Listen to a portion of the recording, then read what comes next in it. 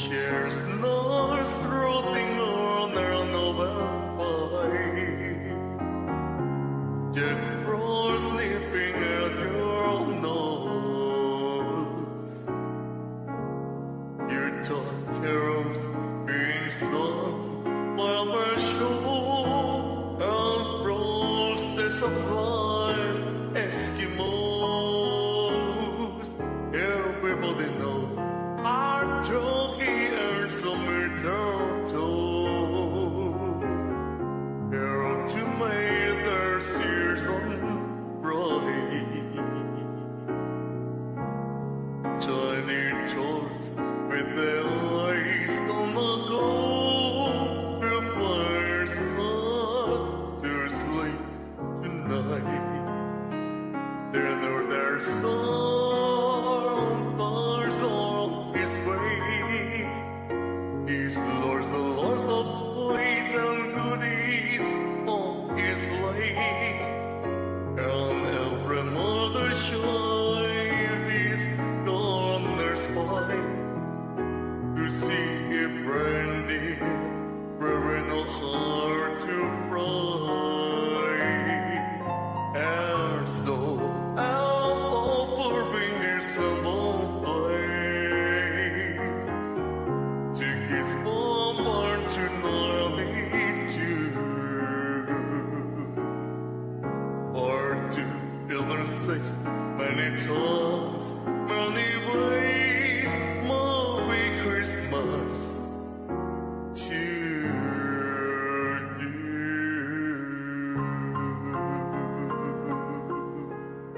Merry Christmas to you.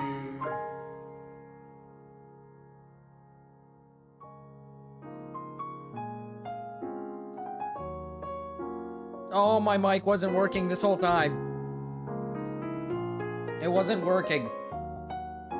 Merry Christmas.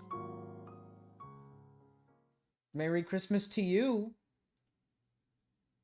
Hi, chat. Hi. Hi, Cats. Hi, Fox. Hi, Captain C. Hi, Remy. Hi, Ben. I'm a little earlier this time to the night stream. Usually I'm like hella late to the night stream, but this time I'm a little earlier to the night stream. I'll get into I think I'll get into the, hello, Bacon. I'll just get into the news off rip. So I'm kind of finished with like all the things I need to do for my health, like to check. I just have to wait for results. But hopefully I can get what I need to feel better so I can, actually do streams more often and not be, how do I put this? And not be like feeling like shit almost every day instead of streaming. So give it another week maybe. Hopefully I'll figure out what I need to do. What did you need to do? I needed to I bet it's just gas. I needed to do a blood test. So they took my blood. I did, what else did I do, man? The fuck? They gave me a shot today too. I think a tetanus shot. That was just an additive. They just said, "Do you want it?" And I was like, "Sure." Made my arm hurt like a bitch. I had to do my urine sample. But the problem is I went to a place beforehand and I did a urine sample and they never gave me results. So that pissed me off. So I went to a new place. And this new place hopefully will give me what I need. Or at least find out what's wrong with me. And then Marquis got his vaccines at the back. Hopefully they'll actually give me results, because this time around they said that I actually have to come in so they can tell me the results. So I have a set date to come in so they could tell me the results. The other place just didn't give me anything, and they just haven't given me anything. So did you make the baby noise when the needle stuck you? Okay, listen, hear me out. Now, make fun of me all you want, but I do have a fear of blood. Okay, I have a massive fear of blood. So whenever it comes to like giving blood for something, I tend to freak out a lot. And before, oh, this is gonna suck. Before giving blood, I squirmed a little and I shook a little and I like pulled my arm back and I was like, no. And I'm a little embarrassed because, I'm a fucking 23-year-old man, but listen, I can't help what's wrong with me. All right, I can't help what's wrong with me. I just don't like it. I hate it. It scares me. I'm afraid of it. I'm afraid. All right, what do you want me to say? What do you want me to say? But I did not squeal. I did, in fact, close my eyes and I hugged my wife. That's what I did. You can make fun of me all you want, but it's a fear for a reason, all right? You guys all have fears. You guys all have fears. All right? You guys would scream and squirm and get scared and freak the fuck out for your fears. Did Riri have to encourage you? She did, yes. She did. For multiple times, I was sitting in the car saying, I don't want to go in. I was like, I'm not going to do this. I was like, is there like another way to find out what's wrong with me? And it didn't work. She made me go in. So it was rough. It was a tough time. Hi, Mira. Hi, Romeo. One time I had to pee in a jar, but I don't know if I gave them enough piss. I only gave them half because I didn't need to go. Dude, I didn't need to go today, but something in my brain was just like, piss. Something in my brain was just like, dude, you go piss. And I filled that bitch up. I even had some leftovers, man. It was crazy. I didn't have to go. But yet I managed to muster up the courage to do it. To fill that bitch up. It was awesome. It was pretty cool. Dude, wait. I had to do something else, but I can't remember what else I had to do. Damn, I can't remember what else I had to do. But it doesn't matter. Either way, I'm going to get, like, results soon. Hopefully, it's not, like, something really serious. Hi, Raven. Oh. Dude, I'm not going to go that deep. I'm not going to go deeper into the things I had to do. I'll leave it up to speculation. Oh man. But hopefully I get results and hopefully I get told what's wrong with me and hopefully it's not something serious and hopefully it's something I can just like fix normally. But like to put it lightly, right? There's been an issue I've been having. Every time I take antibiotics, that shit destroys me. I never can finish antibiotics ever. Every time I get prescribed antibiotics to fix something, I can't take them. I end up just like basically turning into like a vegetable. And I'm like, after taking it for like maybe about a week, I'm lying on the floor just absolutely in extreme pain. And it's fucking me up. It's fucking me up. So I don't know what's going on there. And then there's other issues too. So I don't know what the fuck's going on. But hopefully I get the answer pretty soon. And once I get that answer, then I could fix the problem. Then I could just go back to feeling normal. And then I could probably stream like way more often because I'll be a lot more energetic and a lot more awake. So that'll be good. That means you are the infection. When they took my blood, I was surprised how fast it was over. Seeing it come out of me. Oh, stop. That's actually like making me scream, dude. Stop. That's like disgusting. Fuck. All right, I got a bone to pick with this Game Award shit real quick. Not finishing antibiotics once you start can really fuck you up if the infection isn't gone. Yeah, I know, but the problem also is you're supposed to stop if it's causing like immense pain, which is the other problem. Because like I said, I'll get like halfway through antibiotics and then boom, I'm like completely raped. And I can't keep taking them. Like it's just too painful. It's fucking me up. Maybe you just need a tummy rub. But I got a bone to pick with this fucking Game Awards shit. Okay. There's a thing that I need to talk about here. Let's just go to this. So I did vote for Silksong, but that's just because that's the only game I'm familiar with mostly here. But something about the Game Awards, and I'm going to point to it real quick. If you could see to the left, this game managed to win a record amount of awards. Now, don't get me wrong, Clair Obscure, I've heard and seen it, and it looks amazing. And I'm sure it is amazing. But I do not think this game should get record amounts of wins when there's other good games in the running. I get it if this was like the only game that was really all that good, but it wasn't. It literally wasn't. Kingdom Come Deliverance 2 didn't win a single award. Made no sense to me. Silksong only won 1 award.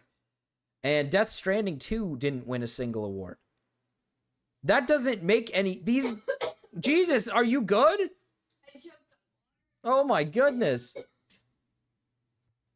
Like, listen, I get Clair Obscure was a good game. I get Expedition 33 was a good game. I'm not, like, arguing it. I get why it's Game of the Year. It should have been Game of the Year. That makes sense. That the whole idea that it won Game of the Year makes sense. But it won practically every single category. And there's a few that I had a bone to pick with. Best Art Direction. Clair Obscure won Best Art Direction. Now, and maybe I'm wrong. Maybe this take is bold. But I don't think Expedition 33 should win an award about art direction when all of these games, these three, Ghost of Yotei, Death Stranding, and Expedition 33, are practically similar in art style in the sense that it's extremely realistic looking. Now, yes, the world around it is very beautiful, but the reason why I think a game like Hades 2 or maybe Silksong should win Best Art is because, I don't know, maybe it's because it literally is art. Like, it is drawn art. Silksong is drawn, if I'm not mistaken. This is, like, actually, like, handmade, like, work. Now, I understand these are handmade works, but it just doesn't make sense to me that the one that's, like, drawn actual art is not winning that award. And then... Best RPG. Now, yes, I did vote for Expedition 33, but I've heard a lot of good reasonings for why it should have been Kingdom Come Deliverance 2, and it was not Kingdom Come Deliverance 2, because for some reason we got to glaze the living shit out of Expedition 33. I don't know why. At least Best Action and Adventure. I don't know why I voted for Split Fiction. It should have been Silksong. But Best Action Adventure got to Silksong, which makes sense. And then I also think best debut indie game should have gone to a game like, how do I put this? I do think it should go to a game like Dispatch. I know that technically Expedition 33, this is a debut indie game. But this is a very obvious, like, high quality, both games are high quality, extremely well put together games with big, decently sized companies. So it's not really fair, in my opinion. I feel like this should have gone to somebody else. Someone smaller. Especially in a year where indie devs... It was a big year for indie games. Best independent game. Clair Obscure won this one, which I think is crazy because, you know, Silksong is another small company... Extremely small, much smaller than Expedition 33, where Silksong should have won that by a landslide. They're an actual small company that is just like, I think it's like 4 people or something. I can't remember how many people actually work on the game, but it's not a lot. And they're able to create such a masterpiece. I think it's weird that it didn't get at least... I just don't understand why the awards weren't split out evenly. I feel like Game of the Year in itself is already the biggest award. Like, it's the biggest award. I feel like that's the one you want. But just getting every single fucking award just doesn't really make sense to me. There's a reason we have different awards. Right? I feel like there's a reason why we have different awards. If it was just Game of the Year wins every award, then what's the fucking point of all of these awards? You're supposed to, I feel like you're supposed to split it up evenly to point out the positives of each individual game, not just glaze the living shit out of one of them. Silksong was made by 3 people? Damn. Player's Choice was bullshit? Where's Player's Choice?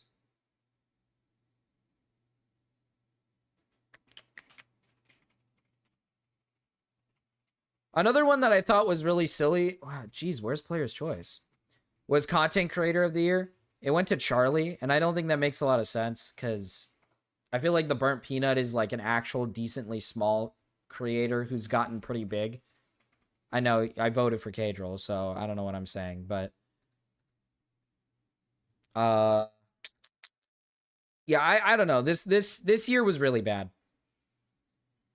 This year was really, really bad. They had so much potential to make this into a much better awards and actually gift the proper games awards.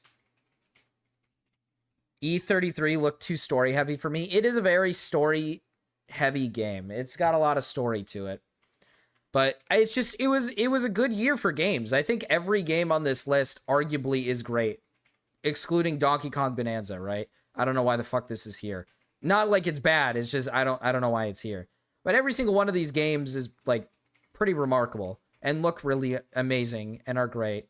Hades 2, maybe not compared to the rest, but like I feel like awards should have been split pretty evenly between 33, Silksong, Kingdom Come, and Death Stranding. At least give Death Stranding 1 win, and at least give Kingdom Come 1 win, and Silksong maybe 2 wins, and the rest could go to Expedition 33. That at least, you know, diversifies it. But instead, we just front-loaded it with Expedition 33 like this is some... Like, this is like the greatest game of all time. It's not. Dude, actually, wait a minute. Yeah, why is chat showing up twice every time? What the fuck? That is weird. Oh, fuck. It just doesn't make any sense.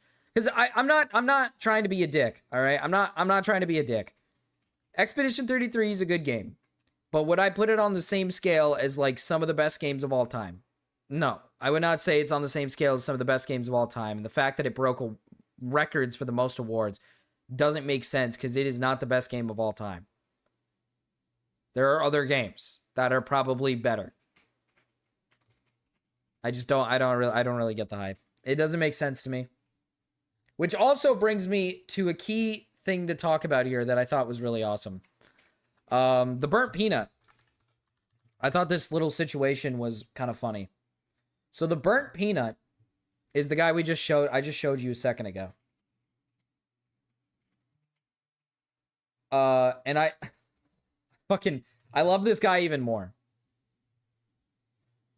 I don't know why there was not a category for spooky games. Actually, there really should be best horror game. That is kind of crazy that there is not a best horror game.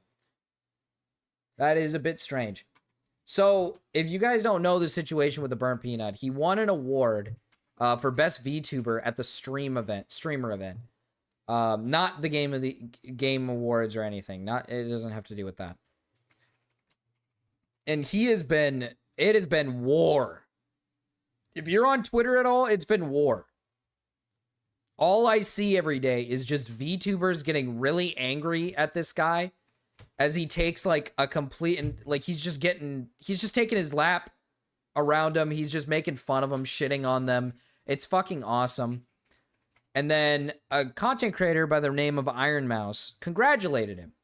And now she's getting death threats. And now the drama is spiraled even more because now it's pointing fingers at who's the one sending death threats to Iron Mouse. And I think this is like one of the funniest and biggest self-reports to VTuber fans and VTubers in general, because they're saying it's his audience. Why? And I want to make this very clear. Just let's use our brains for just a second here. Why would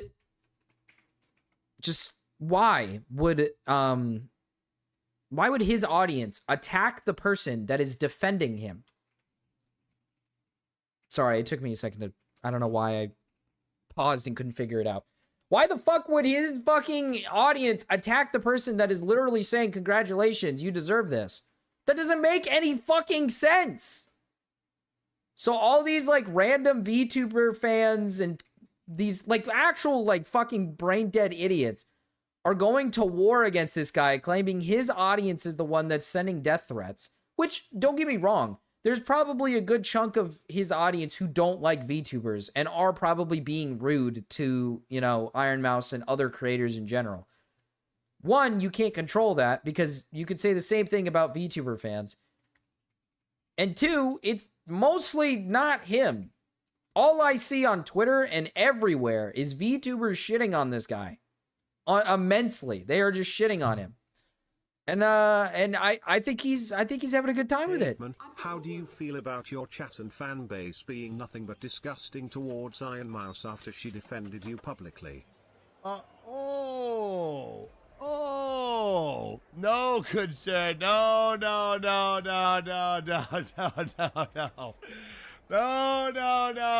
You see that? That's a VTuber right there. Listen up, 40-year-old man in a 15-year-old anime 2D VTubing suit.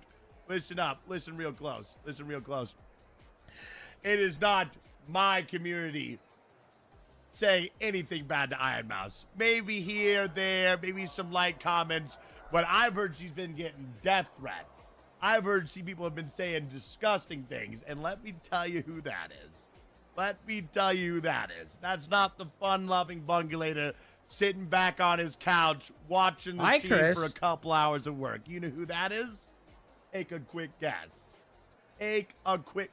And he actually makes a fair point here, because to be brutally honest, who the fuck is watching the Burnt Peanut other than like probably like working class people who just come home to like relax to watch a silly dude in a peanut outfit?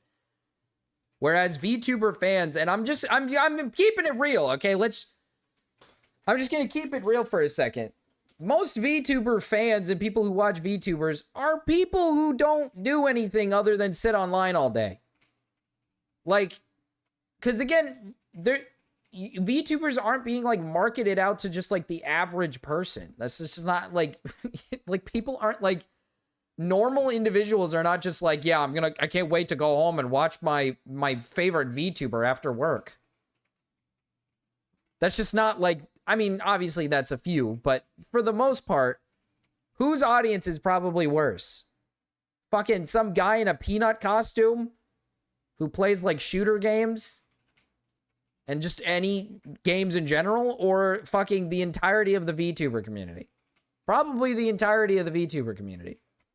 So that'll kind of give you a hint as to who's like being a dick to the person who's defending him. Which community that is? I just fapped my boner. Huge, Chris. Which community that is? It's the community that can't handle that she congratulated us for winning. May I repeat? The 40-year-old men cosplaying as 15-year-old anime girls. That's who's doing that. I swear it. I would place every dollar I've ever made on it. That's how confident I am. 1,000%. I never said hi to Remy, I don't think. If people didn't like VTubers before, get ready for a fucking wave, pal. Get ready for a fucking wave. Because that was, honestly, I know it's all the VTubers, and I kind of feel bad for the good ones. I kind of feel bad for the ones that congratulated us. Because half that fucking community just made them look like shit. True. That is See, the thing with this whole situation that I don't understand, Cats, thank you for the $10 Canadian, and it's a dog laying on his back, giggling and laughing so hard. He's just uncontrollably laughing. Unbelievably, he cannot contain himself. He cannot contain himself. It's just too much. You need to go to emergency. Why? Because I forgot? It's a Shiba, dumb fuck. Okay, fuck you. God damn. Fuck. Dude, my messages are my chat is doubling. It's weird. I don't know why my chat's doubling. Interesting. But I think it's in general just super funny how like the VTuber community, they're getting mad. Keep in mind, this isn't like an official award thing, by the way. This is the streamer award set up by QT Cinderella. We're talking about, if I'm not mistaken, correct me if I'm wrong here. but I'm pretty sure he just won the streamer awards that's set up by streamers. So not only are VTubers getting upset over an award that's basically just like friend made, like they're getting mad at an award that doesn't really mean anything. Like at the end of the day, him winning the award doesn't like destroy the entirety of the VTuber community's reputation or something. It's not like this is like life ruining and game changing. He won an award because he was like good at his job. He was good at what he does. Who cares? Who like unironically cares? It's this community ceases to amaze me because not only have we recently talked about them because of like the Templar stuff and finding out like about how half of them have like a clear and obvious like past of like making like pedo bait content.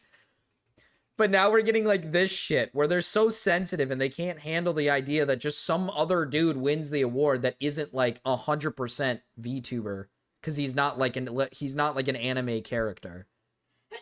Bless you. Bless you.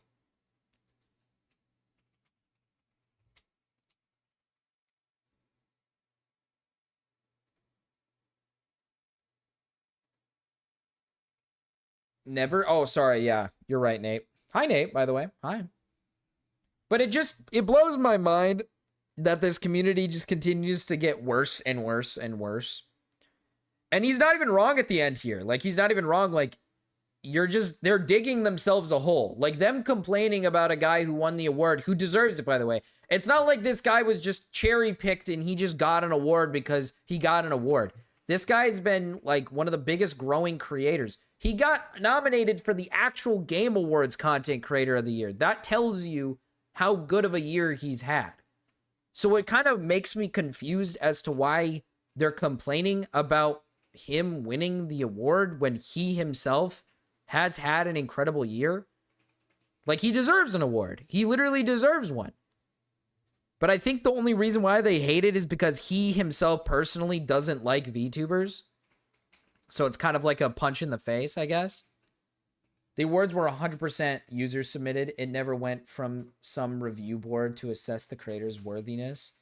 The awards were 100% user submitted. Oh, so so he was picked off of fucking votes. So it's not even, makes it even better. It's not like it's some committee that's just like, yeah, give it to him. It's picked by people. So he ultimately won the award fair and square, and now they're bitching because their favorite anime like lolly character didn't fucking win it. Awesome. That's so fucking goofy. So goofy, man. Gotta love the VR community. VR community is fine, I guess. Vtuber community, I should have said. There's a few other situations that I think have happened recently, chat.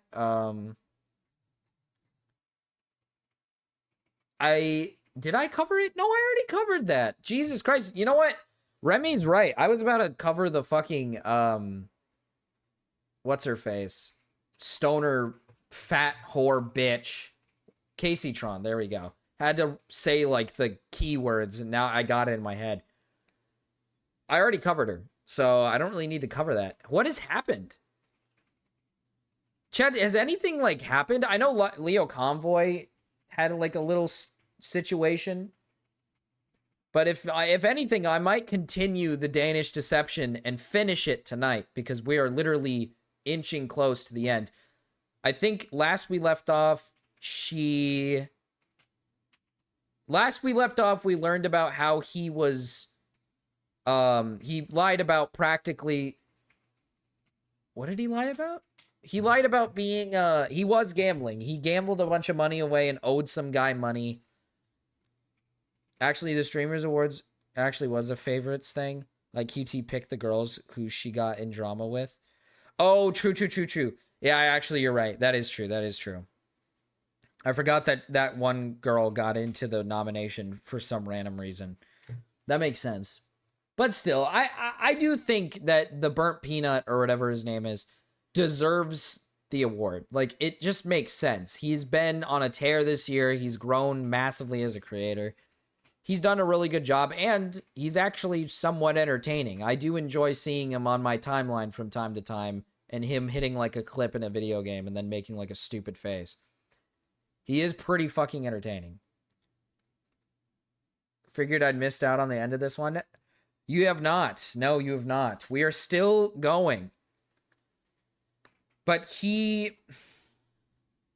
Yes, yeah. I think the last we left off was that he lied about his gambling problem with that friend. He owed that friend money, and then she said she set up some plan with him, and then his dad passed away. He was not a fan of his dad. He was not a big fan of his dad. Hated his dad, seemingly. It seems like he was not a big fan of him. But let's just get into it. We'll get our refresher from what she says here. The Danish Deception, part 18. Where did we leave off at? Oh, Okay. yeah, 34 cents. So I look at his bank balance, and it's 34. Whoa, wait a minute. What did I miss? Okay, no, I don't remember 34 cents in bank balance. Whoa. Uh-oh. Okay, wait. Now I need a refresher here. Uh-oh. I don't remember that. In part 17. Okay. Maybe so I might have missed 17. I think we were on 17 because I looked at 18 and I was like, are we really on 18? I don't think we're on 18. I think it just says we watched 17 because that was the last episode we left off. A notification from immigration, log into my account, and long behold, the petition was approved. And I remember... Oh, that's right. They were fighting with immigration as the last thing to get him to America. relieved for a few reasons. The first one is that, obviously we get to start building a life here together in Dallas, but also if there was any skeletons from his past, I feel like it would not have been approved. So I almost felt like relief whenever I saw that. And so I called him, and obviously he was excited. We called our lawyer asking her, what are the next steps? And she said, well, you can stay in the States next time you come, and we can file for a work visa and a travel visa, but you're not gonna be able to go back to Denmark. And at this point, he was like, since my dad's passed, like I can work remote. Work's been a little bit slow, so I can work remote. Obviously, I might have to pull some all-nighters, which isn't ideal, but it's worth it to be with you. And so I said, okay, that's fine. You can tell she's never been Tyrone, because why would she be with this white dude? Unless he's the BWC of Denmark. Yeah. I mean, honestly, I just don't really get why the black bitch won't get with a black man. I mean, that's just the natural way. That's just how it's supposed to go. Her first problem was going for the wrong race. Hey, Toots. Maybe start dating gangstas. Stop picking... I mean, the first problem was you started picking up on the white guys. That's our people. Leave them alone. Leave them for the whites. After a couple of weeks, he comes back to Dallas, and he comes with his mom this time. This is her first time in the United States. And I remember just being so excited, and I wanted her to have the best time because, she's just lost her husband of 50 years. And I go to DFW to pick them up. I had a big sign saying, welcome to Dallas. And I also got his mom some flowers. And it was just such a special moment. She had like this American flag draped around her, and she's just like so proud to be in the States. So we come back home, I cooked dinner, and we just spent the week exploring Dallas. And then we had gone to Key West for about 5 days. We did Miami and Key West with his mom. And I will say a lot of that trip was paid for by his mom. She wanted to cover a lot of it, which was just... Race mixing wouldn't be me. Same. So sweet. And then like I remember I paid for the flights, and then he paid for a bunch of stuff while we got there, but she paid for most of the hotel. So we all kind of like paid for a little bit. But I know y'all haven't forgotten this man still owes me money. And so I remember we were in Key West, and I said, hey, are you gonna start sending me some funds? And it was awkward because I wanted to bring it up for a while, but then we went to Panama, he paid for everything, then his dad passed away, and I didn't it's just now it's getting kind of awkward for me to bring it up. And so he's like, yeah, I'm gonna send you some money. We go through the trip in Key West, have a good time, come back to the States. He still hasn't sent me money. He's giving me like kind of like the turnaround, and I'm getting a little antsy, and I'm getting very triggered. And so we're in the living room, and he says he wants to just go on the balcony and get some fresh air. And I start creeping. I walk up to the window. Whoa. And I'm trying to like look over his shoulder at his phone, and he doesn't know I'm looking. And on his phone, I see there's a gambling website, and my stomach is in knots. And his mom is currently in the living room with me. So there's nothing that I can really say, because again, I'm still wanting to protect him. And again, I will repeat this one more time. I wanted to tell everyone about his addiction and our issues. I wanted to tell the world, but he very much said everyone's going to view me differently. With the excuse with his mom, he was like, she's an old woman, you're going to stress her out, and she's not going to be able to do anything about it, and now she's just stressed. So he's just making up lies. He's making up lies. These are the words of a man who does not want to change.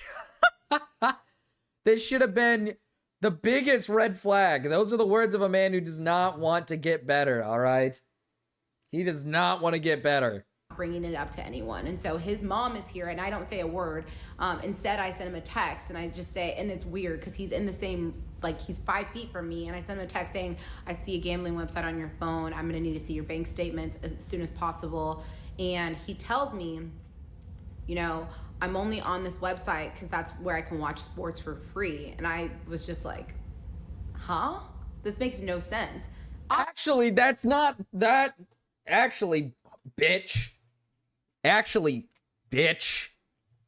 You can watch sports on there, but there is a bit of a herring there. There's a bit of a lie, and he sprinkled in a bit of a lie, because you do have to place bets to be able to watch the sport through the actual betting app. So you can't just watch it for free. So he's not wrong. You can watch sports through the betting apps. But one, why would you do that? The service is terrible on the betting apps for the sports. Like, it's actually just atrocious. And two, you have to bet money to do so. Now, to be fair, you could just bet like $1 on a game and you just get a game.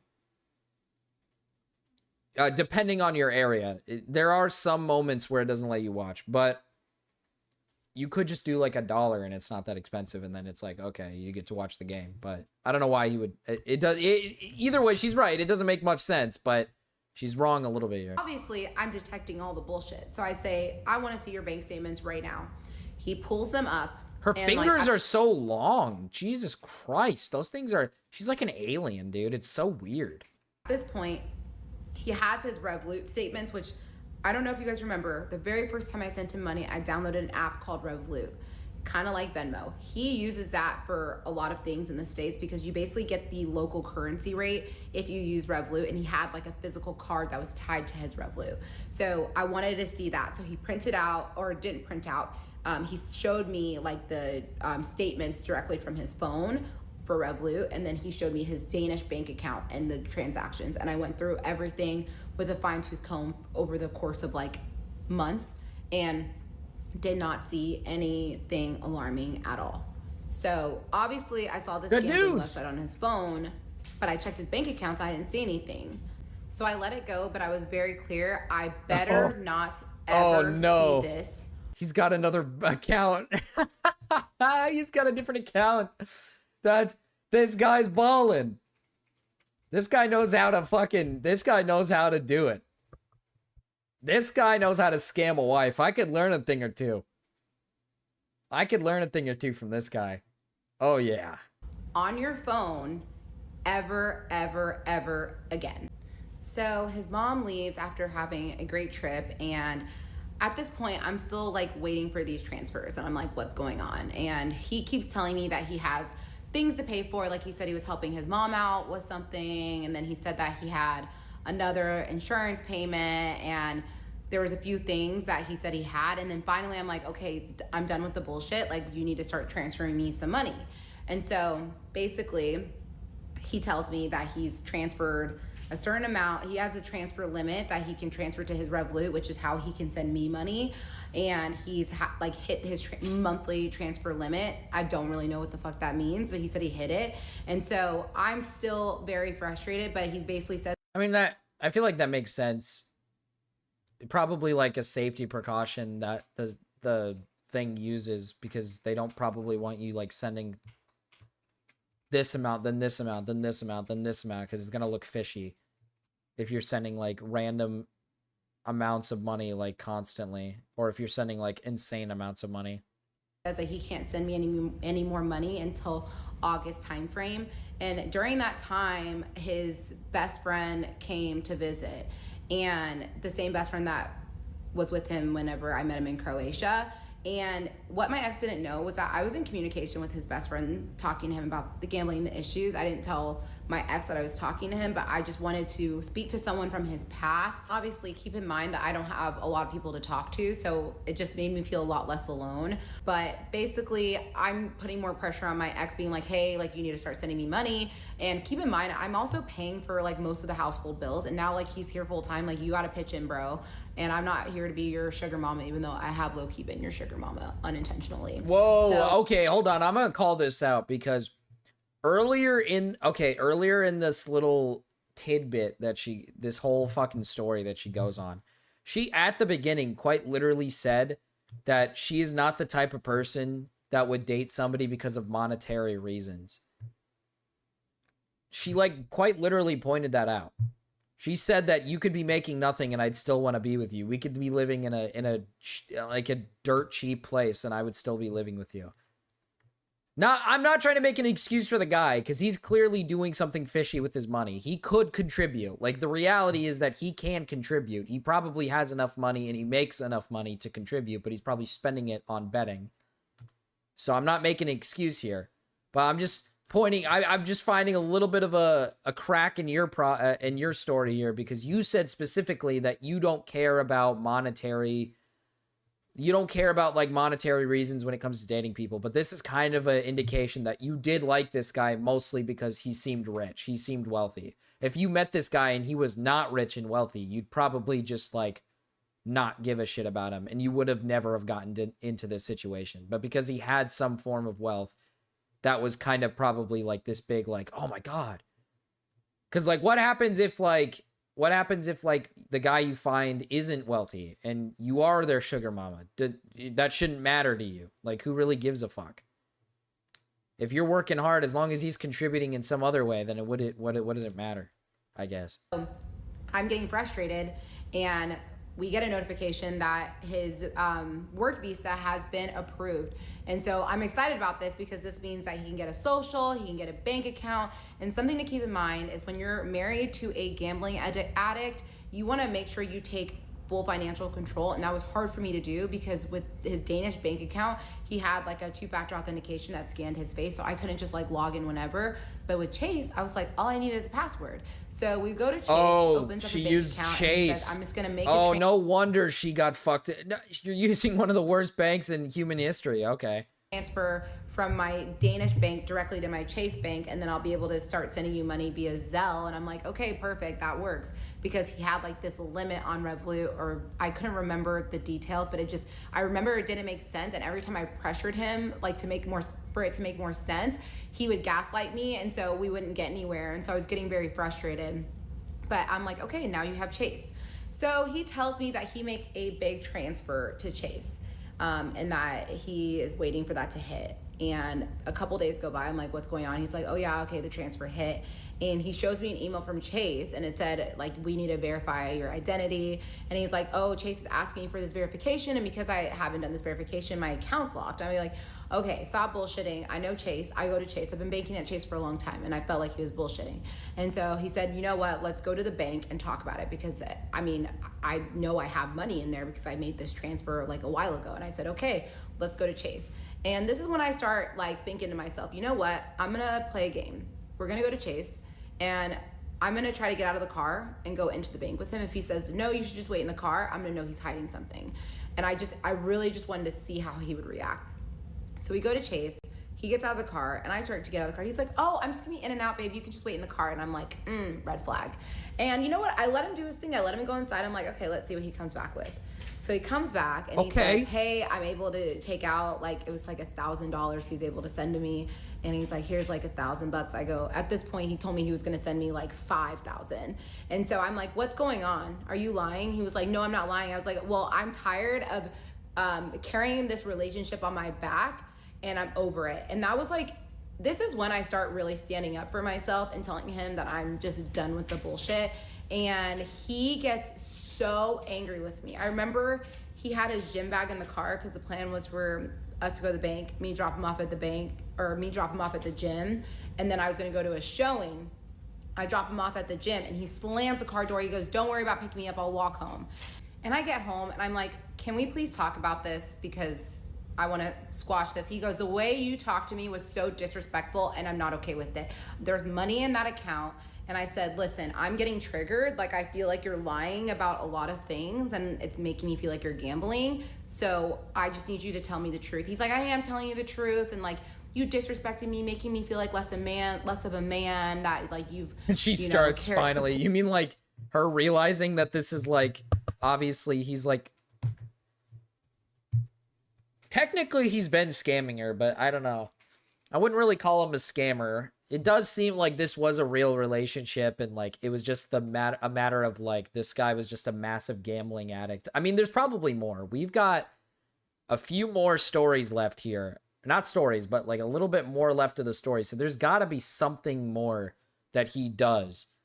But obviously he's hiding something, which I think what he's hiding is he's got a different bank account where he's transferring his money to so he can bet money on whatever he wants. He can gamble. He's probably just blowing his money on a different account so she doesn't see it. He's got like some separate account with somebody else. Supported us more than I have. And I was like, "I'm not trying to make you feel like less of a man. I'm just telling you that I'm fucking tired of carrying this shit on my back." And he storms off, goes upstairs, goes in the guest bedroom, closes the door, and he refuses to talk to me and like locks the door. And I'm like, what is going on? I remember just being so angry because I'm like, you're the one with the addiction. You're the one that's hurt me. And somehow you're finding a way to put it all on me. And that's not okay. So I remember being really upset. And so basically I had a work event that night and I was trying to decide whether or not I wanted to go. And then finally I was just like, you know what? I'm going to go. I need to get out of the house. So I go. And at this point, it's really hard for me to hide my emotions. And a lot of the people at my last real estate firm probably remember this event. I showed up and I just was like bawling my eyes out. And like a lot of people didn't know what was going on, but I was just really, really sad and struggling a lot because I just felt like I was being gaslit. And I remember there was one of my coworkers and we were sitting in a corner at this event. And I actually ended up telling her about my ex's addiction because I just, in that moment, needed to talk. Also, again, I'm not trying to call her out on too much here, but she previously was living in this, what I presume, home alone, like previously. So when she talks about how like, I don't know, it just confuses me. Like, is she like struggling financially or is she doing fine financially? He's just not sending her money. Cause I would definitely feel like pretty bad if like he was like actually like just basically they were wasting money. Like they were just blowing money out the window and she was losing money. But she was living on her own previously doing the same shit. So like I feel like she was making money beforehand and she was fine. And she's doing the same now where she's making money and she's fine. She's not like losing anything. He's just not progressing. He's just not giving her the money back, which like I said, that's completely reasonable to get upset at. But I wouldn't compare this to a situation where like, you know, you're dating somebody who's literally just siphoning money out of you and you're just like losing everything. Someone about it. And she was so sweet, so welcoming. Shout out to you, you know who you are. And so basically I go back home and he's upstairs in the bedroom, not wanting to talk to me. So I'm like, can we please talk? He's like, I don't want to talk to you. And I was like, okay. So basically I'm on the couch and it kind of worked out because we have some really good friends that they have cars that they use for Toro that they own. And we had picked up one of their cars because they were out of town earlier that day and their car was outside and the keys were right on the counter. And so I was like, you know what? I know the PIN code to his Danish card. I bet it's the same PIN code for his Chase card. And so what I did was I grabbed the key to the car, my friend's car, and I like kind of sneakily snuck out of the house because I didn't want him to hear the garage be like, where's she going? So I snuck. She says at points that their financial situation gets dire, but what that means with a girl that says that while actively vacationing, I don't know. Okay, yeah, see, but then at that point, I feel like it's self-inflicted. Because if you Because at that point, I'm looking at her and I'm going like, well, your husband is like a gambling addict and you're aware that he has issues with money and not using it properly. So your first initial reaction is to, hey, honey, let's go on a vacation. That doesn't make much sense. Like, if this is why I say, like, she was bullshitting at the beginning when she said she's okay with living with somebody even if they're not doing well, like, financially. Because, like, it doesn't make sense to me. Because it's like the instant, like, some small bits of financial struggle shows up, you're immediately, like, losing your shit. Even though you seem to be, like, a relatively wealthy person. Like, you work a pretty decent job and you make pretty good money. And you get to go on vacations, like, almost every week. It's kind of, like, it's a bit silly that you're, like, complaining about, like, these, like, tiny little, like, financial issues that aren't really that big of a deal. Snuck out of the house, I went to Chase and I put his card in, I put in the PIN code and it was accepted. And I clicked the lovely button that said check balance. And what was in his account? 34 cents. And we will continue on in part 18. 34 cents. The Danish Deception. W. Part 18. Where did we leave off at? Oh yeah, 34 cents. So I look at his bank balance and it's 34 cents. And at this point it's 1 a.m., which is why I was super sneaky with the way I got into my friend's car and went to the ATM because I didn't want him to hear the garage and be like, where's she going? So when I came home, I literally popped melatonin and went to bed. I didn't even want to open that can of worms because it's late at night. So the next morning I wake up, I look at him, I go, I have something to bring up to you and you better not lie. And I don't even think you're gonna be able to lie. He goes, what is it? Then I pull up the phone because I, took a picture of his bank balance. I'm like, this is actually the balance in your bank account. And he just looks at me and he's at a loss for words. And for a narcissist, that's the most beautiful thing in the world when they have literally nothing to say. But I remember just looking at him and saying, you're a liar. You don't have any money in your account. You're supposed to be the one responsible for bills. And I know you're gambling. And he told me, I am 100% not gambling. I promise you the transfer was supposed to hit and it didn't hit. And I felt like if I told you I didn't receive the money, you would have thought I was lying. So let me get this straight. Instead of telling me the truth, you lied to me because you were afraid that I was gonna think you were lying. Makes perfect sense. So at that point, I'm just so irritated and just honestly disgusted by him. And I told him, well, listen, I don't want to be around you today until you tell me the truth of what's going on. Because at this point, I felt like he was gambling and I just didn't want to talk to him. So I luckily had a few showings, went to the showings, and my best friend Neka, who lives here in Dallas, called me. She gets so many showings, bro. See, I want to feel bad for her, but like at the same time, it's like, bro, she probably makes ridiculous amounts of money. And she's like, you're supposed to be responsible for the bills. Brother, this is your home. This is your home. This is your house. You were living here previously. This is like what you were paying for by yourself. This is like your home and you can afford it. Clearly. Like what?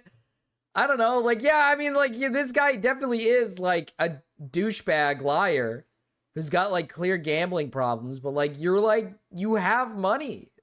You're like complaining like as if he's making you go broke or something. You clearly have money.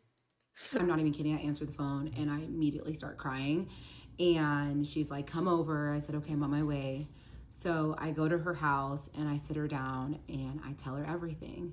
And this was just a very, very, very heartbreaking time for me because this is now another close friend that I'm letting in. And I'm telling you all, when I let it out, I let it out. And it was just so heartbreaking. And she was such a good friend. She just listened to me. She didn't tell me you need to leave him, even though at this point, I felt like there's no way he's gonna change, but I'm still so blinded by love and still very much brainwashed to think that this man is everything to me. He has lied. Okay, he's lied to you like countless times over and over and over again. I don't know how you can still believe that you're like, how, dude, she has to be like, I'm not trying to be a dick, but she might be a tad bit retarded. in like a different sense. She clearly has like some brain power to understand and comprehend like financials and like being an adult and whatnot, obviously. But like there's something wrong with her. Cause like I don't know how people can get sucked in like this. If I find out like my partner is lying to me about very important things, like not like small baby things, like I get it if my partner lied to me about something because they were like worried it was going to make me upset or something. I'm talking like if I find out the next day my wife is like, you know, splurging all our money on like the most ridiculous shit and she's blowing it on terrible things and stupid things and she's wasting all our money instead of putting it in the right place, then yeah, I mean, that's like a cause for concern. And I think that love switch is definitely going to start fading and it's going to turn off when she continues to lie afterwards when I ask, like, maybe do better or something. Like, I feel like it's pretty blatantly obvious. Like, that switch should immediately, not immediately switch, but like, it's obviously the first time around, I get it. You're like, you think that your partner is just going to do the right thing and get better, and you're going to help them get better. But when you continuously catch them in lies over and over and over again, at some point, I feel like there's a switch that says, yeah, I can't keep forgiving them. And then you just have to call it. Like, I don't know. And I decided to go back home, and I had a conversation with him, and I said, listen, I'm just going to start distancing myself right now. I don't know where to go from here. I feel like you're always lying to me, and it's getting really, really difficult. And so it was a couple days, and, you know, we're still like getting along, but he can definitely tell that I'm pulling back because I still know it's that doubling the jolts. And something to keep in mind is that he has a Danish phone and he has a US phone because when he got his work visa approved, he got a US number. Especially when he was applying for jobs, he didn't want to put like a Danish phone number, which makes sense. And so for the most part, he was using his US phone while he was here. He would use his Danish phone like at nighttime. But his US phone was what he used to communicate with everyone. So the Danish phone, he actually leave that out all the time. And so he was downstairs, I was upstairs. I see his Danish phone on the nightstand, and I'm not ashamed to admit that at this point I had been going through his phone very frequently. So I open up his phone, go to the Safari page, open up, see the gambling website. Like, how? I don't get that. I don't get that. How can you? I don't get this idea that you're saying, like, how could you say, I'm still very much in love with this man, while simultaneously also saying that I'm checking his phone every single day? I'm like snooping on what he's doing every single day. You clearly don't trust him. You have no trust in this man at all. How can you say you love him? That doesn't make any sense. There is something wrong with her, man. My face, and I am just gut wrenched. And I can see how much money he can gamble and what he's betting on. And I kid you not, first of all, it was $5,000 that he was gambling. Oh my. And second of all, God. He was gambling on the most random sports in the most random countries that I'm like, what is this? Like, this makes no sense. And I go downstairs. He got in. So he's sports betting. He's sports betting. No, 5,000's crazy. I don't even think I've ever bet close to a. I don't even think I've bet close to that much in my lifetime. He's doing it in one fell swoop. I haven't even reached that number in my time of existence. I can fix her probably. Like, goddamn. But yeah, that is a problem. Like, when you're not hitting on the sports that you know, you start to just randomly throw money at the wall on other sports that you... just to hit something, just so you can finally hit on something. That's how you know you got a problem. Just throwing money at the wall on random fucking things that he clearly doesn't watch. Phone, and I'm bawling my eyes out at this point because I'm angry, I'm hurt, I'm exhausted, I'm so tired. And at this point, I'm asking myself, like, how can I still be in love with this man when he causes me this much pain? True. Like, and the craziest part was that he was still lying. He said, I told you I watch sports on that website. And I was like, you're an idiot. Like, you are an idiot. Like, you're gambling. I can see the money in there. So either you want to be honest with me or That get is out of a- the house because I don't even want to look at your face. That is a very silly lie, because I feel like with the money they have, you could clearly just like pay for like streaming services to like just watch the sports. I don't understand why. I don't know. I don't get it. On top of that, if he's watching these like off sports in like random sports from other countries, maybe that's a possibility because he is Danish. So maybe he is actually watching like these like random sports that we don't understand. She could be a little bit wrong there. Did you ever see the dude shirtless? He was her trophy. That's true. I did see his picture. He is, I will admit, he is an impressive looking guy. Okay. He's definitely an impressive looking dude. So, you know, clearly she can't get rid of him for a reason.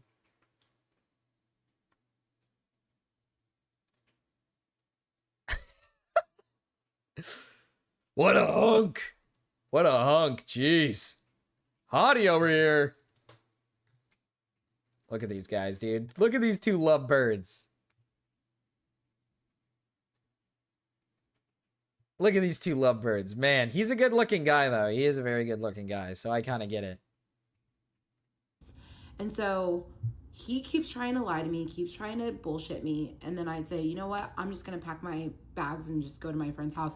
And then he said, okay, I'll leave. I'll go to the gym. I'll go run some errands. So he leaves the house and I'm sitting there. The first thing I do is call crypto and I'm literally in tears. And I'm like, I'm so sorry. I don't even know what to say. And he said, Anyeka, this is I don't even know. not- I'm not even going to lie to you. I don't know how people get addicted to sports gambling. I don't get it. I don't really like understand how you can get addicted to sports gambling because it's not even fun. Like, I'm going to keep it a buck with you. It's not even fun. It like, one, it ruins the sport. Like, if you are betting and your entire fun on, like, for example, if you watch football, if your entire fun on Sunday is determined around if you hit on sports betting, it's going to get ultimately ruined because half the bets you're probably placing are never going to hit. Because it's really hard to land these bets. It's very hard to land these bets.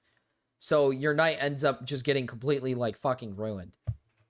Unless you're like me where you only bet like $1 and you know, you're just like, oh, I guess I lost $1 instead of winning like $5. Instead of like winning like $5, I lost $1 and then I just like shrug it off. But like I don't know how, because for an example, I'm gonna put this into the D is fire apparently. Okay, let's keep it real here. He was beautiful. He is beautiful. Oh my goodness, Romeo. Let's keep it real here. He probably does have a big. He's probably packing something big.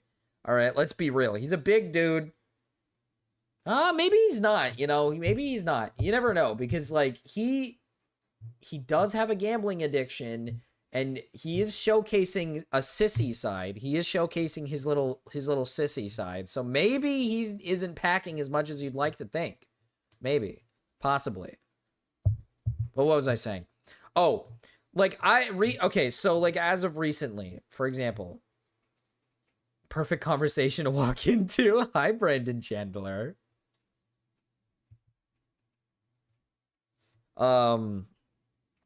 So recently, my Denver Broncos played the Raiders, and there's the spread, right? And if you don't understand what the spread is, essentially just means how many points are you going to win by. This team is expected to win by 8 points. You can either bet that the opposing team is going to get within 8 points, or they're going to lose by 8 points. Essentially, I believe that's how the spread works. And so what happened was at the end of the game, the Raiders kicked a field goal to ruin the spread for a lot of people. And all I saw on Twitter was a bunch of people bitching about how the league is rigged and it's all just rigged because all these people are fucking bet brained. Like they're completely and utterly like they're fucking sports bet brained. They don't actually watch the sport for the fun of it. Their entire mind just completely derails towards, no, it's rigged. You don't understand. I didn't hit on my bet because Vegas didn't want me to hit on my bet. keep in mind, there's probably like millions of people who picked the other spread to hit. So like, or not the other spread, but they probably picked other things that did hit. Either way, it doesn't matter. It's fucking retarded. They think it's like rigged because Vegas has like a chokehold on things. It's not because Vegas has a chokehold on things. You just have a gambling addiction and you're basing your fun off of like gambling on sports. I think that's like pathetic and weird. Like, I don't mind. I get when people like to place a few bets here and there on. I get when people want to go out and gamble. Like, that's fine. I get it when some people are just like, what do I want to do with my free time? I want to go to the casino, see if I'll win something today. And they bet like a couple dollars, maybe like 50, maybe even 100. Maybe they have enough to splurge a little bit. And they just want to see if they can win something. Have a little fun. And if they don't care. And if they do, then great. They won something. And the same thing goes for sports betting. I get it. It's Sunday. You maybe want to place a bet or two down, see if you hit on it. If it doesn't hit, it's not going to be the end of the world. If it does hit, then hooray, you just won some money. I get that. I completely understand that. But like some of these people just like, it's so fucking, it's retarded. It's retarded. Oh, I broke it. Your fault. You are doing everything you can to be a supportive spouse to this man, and it's not your fault that he cannot stop lying to you. And he had told me previously, like, we had owed them $200,000, but he said the amount of crypto that my ex— They get addicted to the high from winning. Yeah, but like, okay, let's put this into perspective. I've won before. Like like I said, I do sports betting like from time to time. I've hit big. I've had moments where I've hit big. And yeah, sure, like when you hit big, when I say hit big, aka like I said, I only put a dollar down on things. Like the most I've won, for example, when I signed into one of the sites that I use, I got free bets and I placed a big one down on like T1 to win Worlds 2 years ago. And I got like $300. And I was like, oh, yippee, I got $300. And I was like, yeah, that's great. I was happy. But like at the end of the day, I was just like, yeah, I won, you know? Like, I don't know, I won. There, I get a little extra money for the month. Like, it definitely does feel good, you know? You hit the bet and you're just like, oh, good. Yeah, that's awesome. Or like recently, I won one for $100 for NBA teams, for like NBA teams winning. And I got all four right. So I won $100. And I was like, okay, that's nice. That's nice. And then that's it. I just got an extra 100. Like, I don't know. It's just, it becomes worth going to debt for them. Maybe I just don't get addiction. Maybe I just don't like understand addiction, or at least gambling addictions. I can understand the casino addiction because, you know, there's that aspect of like people around you are telling you to continue, to keep going, right? Usually people will be like, you know, they'll encourage you to keep going, to keep putting money down. And then hell, sometimes, if I'm not mistaken, the house doesn't like it when you try to walk out with winnings. And they even invite you back in. Like they'll, for example, like in Vegas, if you go to their casino consistently, they'll unironically send you like things where it's like, hey, get a free stay at the hotel. All you got to do is come stay at the hotel, gamble a little bit.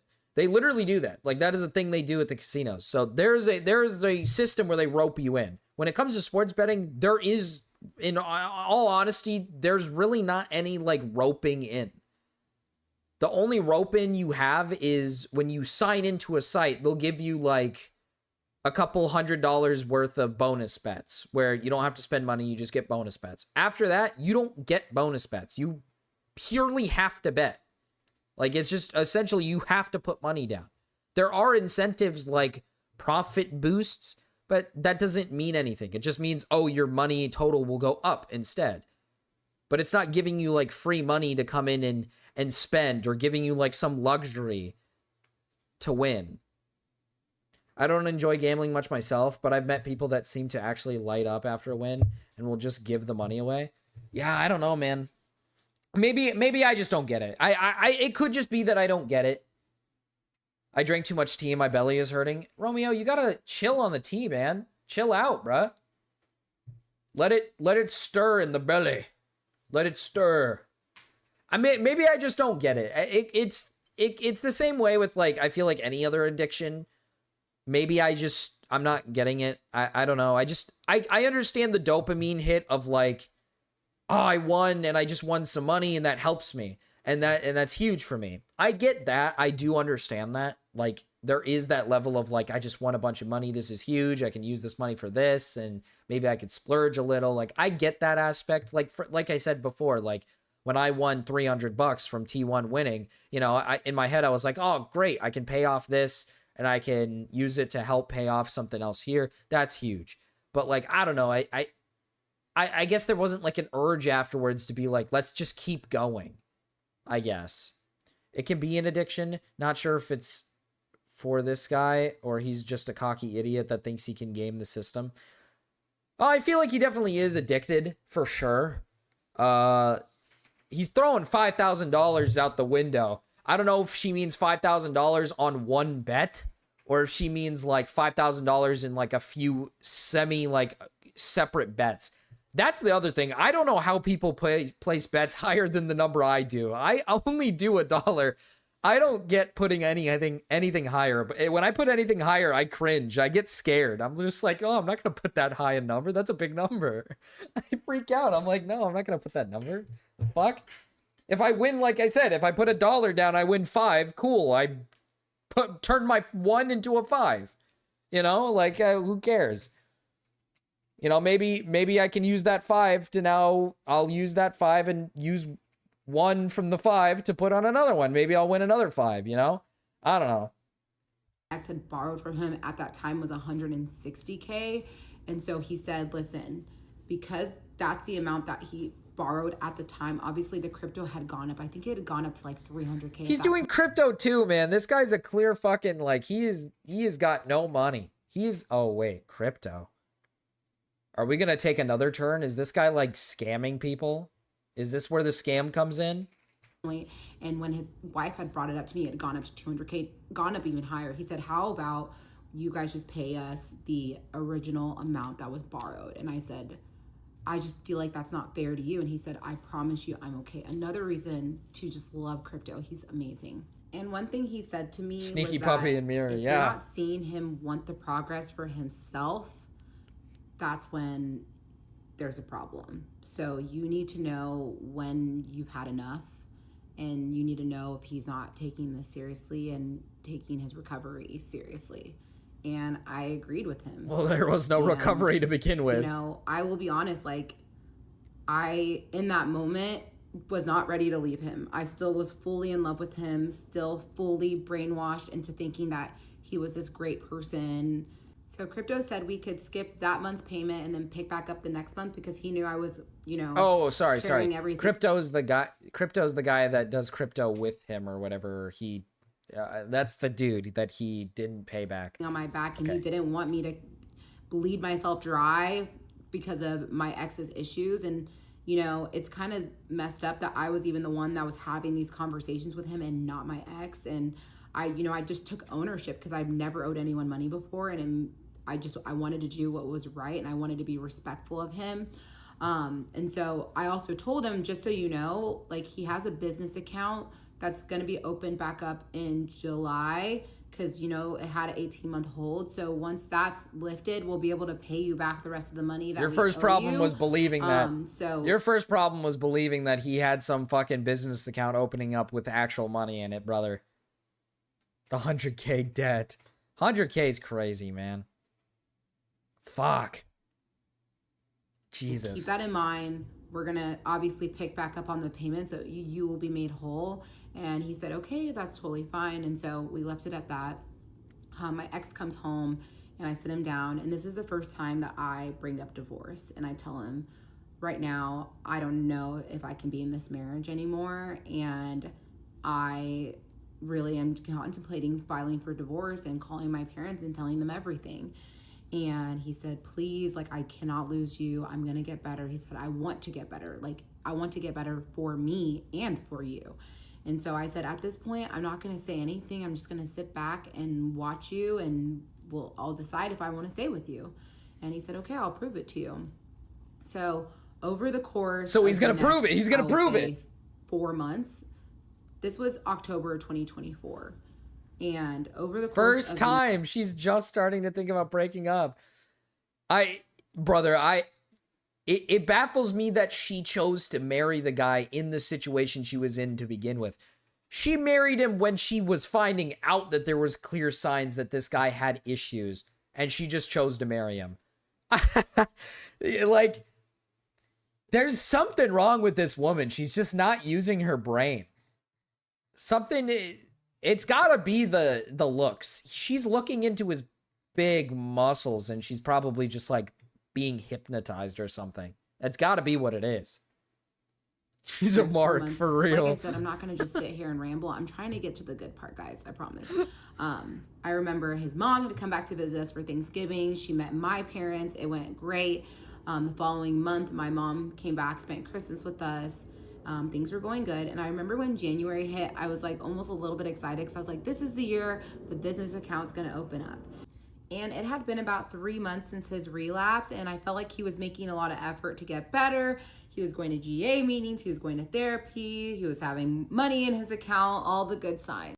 And he had the 2 apartments in Copenhagen and was putting in a notice to kick the tenants out so that he could sell those apartments. So basically the plan was to use the business account to pay for our wedding, to pay off crypto, and then we were gonna sell the 2 apartments, and that was gonna be like our base to start like investing and build our foundation here in Dallas. And we had kind of delayed wedding planning because, you know, we wanted to be smart financially. We're not gonna plan a wedding a year after all this stuff happened. And also, like, you know, we wanted to prioritize paying. He's just a bit of a fixer-upper. But we were true.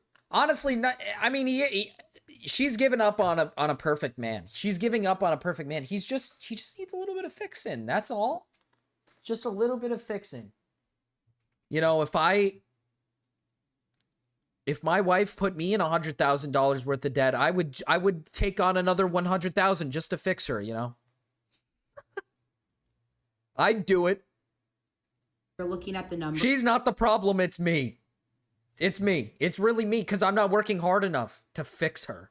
And with the business account, we were going to be able to make crypto whole, and we'd have some extra money for the wedding. And in addition to that, you know, we were both making an income. So we were starting to talk about wedding plans. Obviously, I'm Nigerian and my parents are very traditional, and I love my culture. Pisses me off.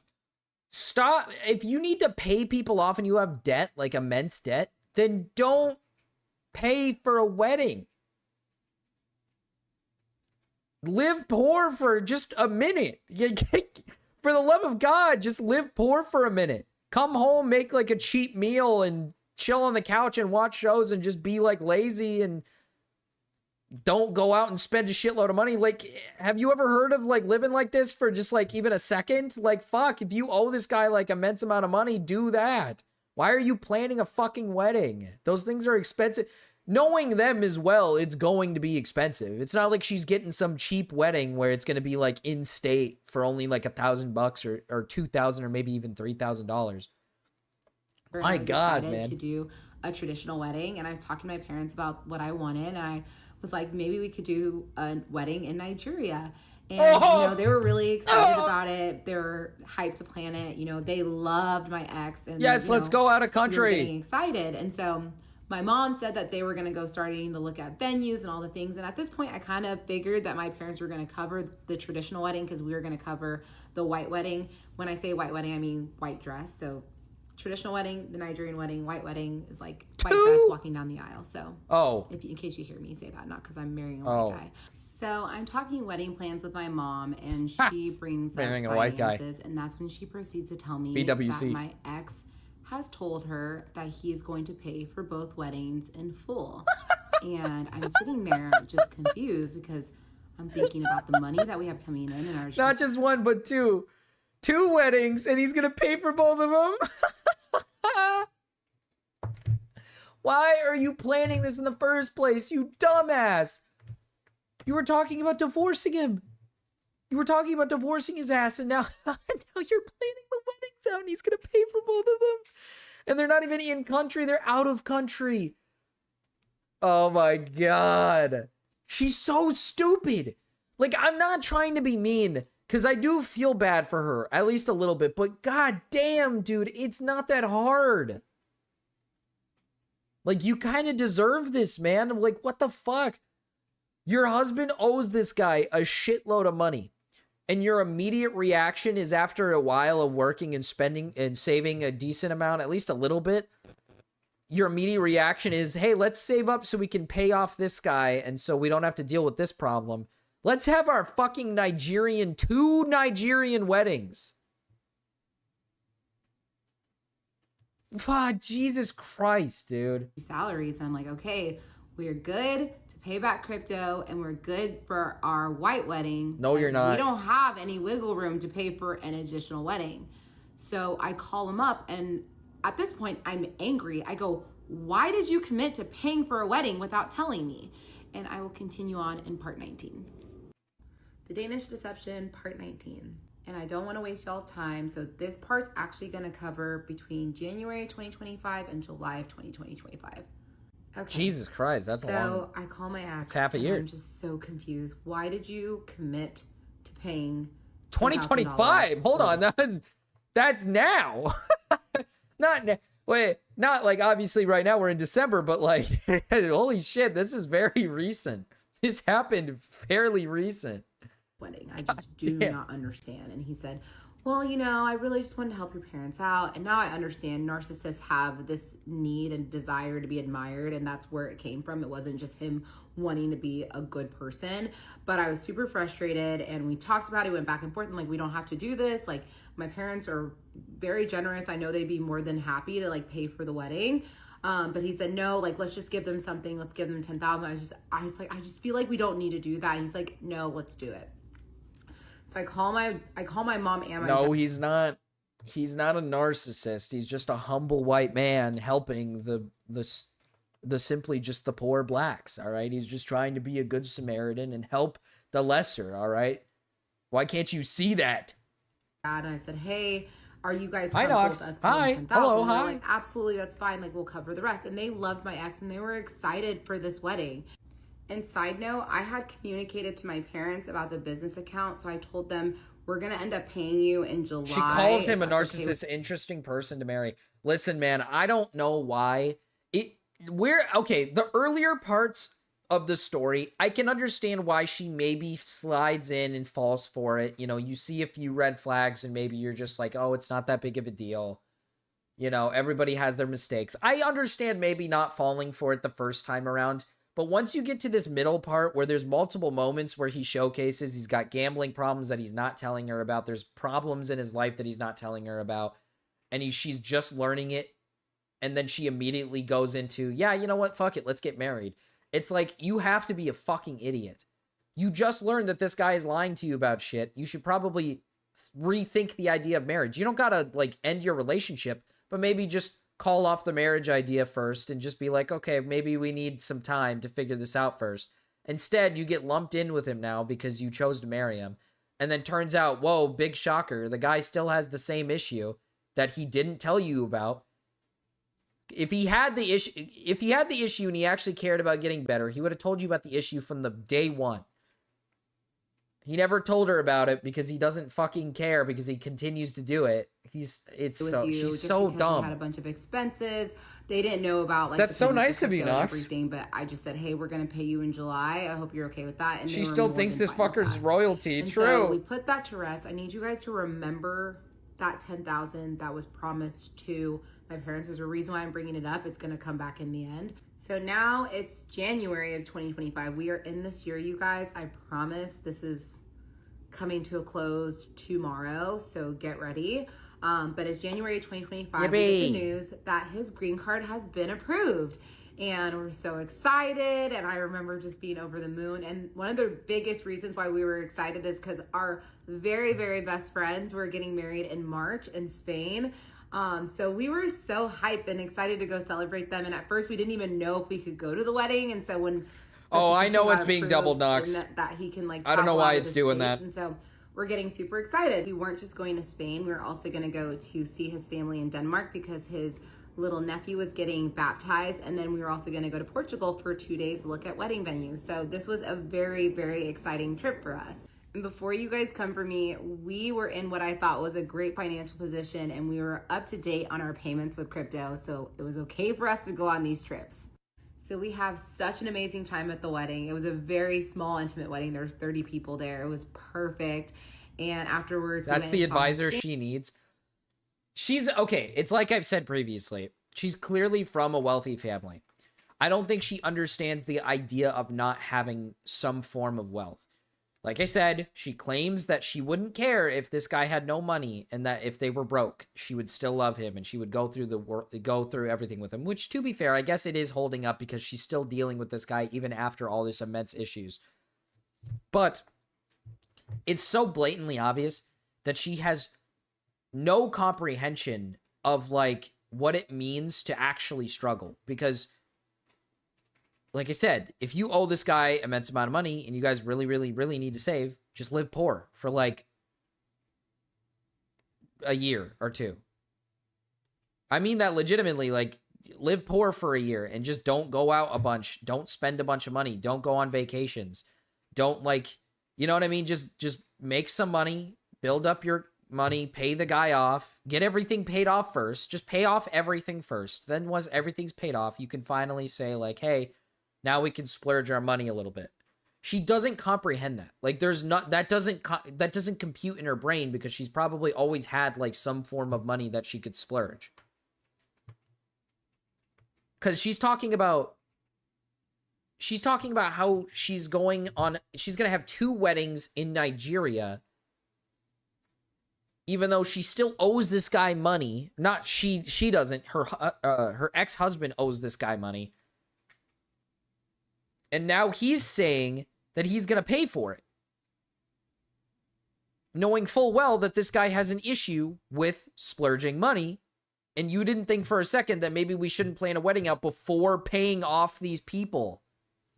Pay the people off first. Get the debt out of the way. Get it all out the window. And then you can splurge whatever fucking money you have. It's so retarded. We went to his nephew's baptism, spent a lot of time with his extended family too. That was wonderful. And then we went to Portugal to look at venues. And I remember I set up a couple tours and I made sure to be very mindful of cost because obviously I wanted us to be smart and I didn't want us to You're going to another country! Budget. And I remember having a conversation with him, Just have it in America! I do not want this wedding if it's going to jeopardize your sobriety. So if we need to wait a year, if we want to renew our vows at year 5, we can do that. I do not want this wedding to put any pressure on you. And he said, you know, the business account's going to open up this summer. We're going to be okay. I promise. I don't want you to stress about that. And so I believed him and I trusted Brother, him. if you're going to have... So we look at a couple... If you're going to have a fucking wedding in America, or not in America, in another country, you might as well just spend fucking money. Like, who says that? Who says like, oh yeah, let's have our wedding in a different country, but let's be mindful of our spending now? Brother, it's already gonna be expensive. You're choosing to do it in another country. You live in America. Just do it here. Like, what is so wrong about having a wedding in America? There's like plenty of beautiful venues. We have venues. We have nice, pretty venues in America. It's not that hard. Like, you don't need to have it in another country. It's not that necessary. Girl can lower the expectations a bit. What about Benin instead? No one gets married there. While we're at it, why not Boston? True. Get married in Boston. Well, she lives in Texas, which, to be brutally honest, you could probably find a fairly nice venue in Texas for a decent amount of money. For a very, very chill price tag. I'm talking like maybe just a couple thousand. And they're nice. It's not like it's like ugly. They're probably nice. I imagine Texas has some pretty nice like venues. So I would just stay in the state and just keep it there. It's not that hard. Different venues, and we find one that we really like, and it's very reasonably priced. The deposit was only like 1,500 euros, and he said that his mom was going to actually pay for it. Okay, deposit of 1,500 euros is actually not that bad. I'm surprised. I'm actually kind of surprised. I'm a little surprised that it was that cheap. For a second in my brain I thought 15,000. She meant 1,500, which is that's actually not bad at all. That's actually pretty impressive. You know what? I'll give it to her. That's impressive. But that does not that doesn't explain the cost for tickets to fly people to Spain or Portugal. So, yikes. And I said, hey, that's fine. That works perfectly for me. So we get home and he said, you know, I just feel like it doesn't make sense for me to have $60,000 to $70,000 worth of watches. So I think I'm going to sell my watches. And I asked him, I'm like, are you 100% sure? He said, yes, like it's unnecessary, especially with like us like trying to accomplish all of these I financial completely goals. forgot It's he just has having like these this expensive weird watches watch just collection does not make shit. sense. And so For- I 100% supported him. And so For making he packed money. up the watches in the boxes and then he left the house and came back and was like, okay, I just took him to a showroom. I'm waiting for them to sell. Obviously I don't have the money yet, but hopefully they'll sell within the next, I don't know, like a couple weeks to a month. And I said, okay, that sounds good. So that was April of 2025. And in May of 2025, we decided that we wanted to build up his credit score so that we could maybe buy a house within the next couple of years. And his credit was basically zero because he had just moved to the States. Wait, can you not just... You want to buy... You have a credit... You have credit. I don't get it. What? You have credit. Oh, well, I guess maybe... I guess if they're married, maybe they run credit through both of them. They might run the credit... They might run both of their credit scores. Maybe. I'm not 100% on that because I've never bought a house yet. I haven't bought a house yet. And I'm now finally married, so I don't know how that works. So maybe I'll give her the benefit here. Maybe they run both of your credit scores. But if that's not how it works, you can buy a house. I mean, you have the ability. You know, wifey, there's a nice desert a mile away, beautiful scenery, hot weather. It's just as good as Africa. But then she might dump him. And so I had a credit card that She would never. It had a zero balance. And so I was like, okay, let's add you on this card. And so we added him and he had... This guy could get access to her bank account, take all the money out of her account, spend it on the next big, the Super Bowl, put all money on fucking the losing team, lose all the money, come back to her and be like, yeah, well, I may have spent all your money on this and lost it all. And she would probably be like, it's okay, sweetie. I still love you, and I know you'll change. No plans to even really use this card. It was just, you know, for me to use for like groceries. We were just really trying to build up his credit. And so I looked at the balance one day, and it was super high, and I was so confused. And I started going through the details, and I saw that there was a cash advance for $7,000. And I was like, what is going on?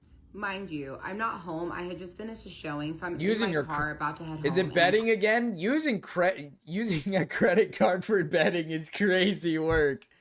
That's actually insane. That's how you know that's how you know you have a problem, when you're using a credit card to bet. That's how you know you're in deep shit. If you're using just like your regular like balance like card, then it's like not a big deal. You're probably not like taking that much out. You're probably just taking a little bit out. But using a credit card's crazy. That's insane. Call him and I'm like, what is this cash advance? And I go, you better tell me the truth immediately. I do not want any bullshit. And he comes out and he tells me, I relapsed again. I've been gambling again. And that was the very first time that I just came out and asked him. Yeah, and $7K off the credit and card. Keep in mind, for his gambling. last relapse was October. This was now June. And so obviously I'm hurt. I'm $7,000. He told me the truth. That's fucking ridiculous, man. Holy shit. We have on record $12K spent on, this is just 2 incidences of him betting $12,000. He's had a history of this. How much has he spent gambling. My God. 12K.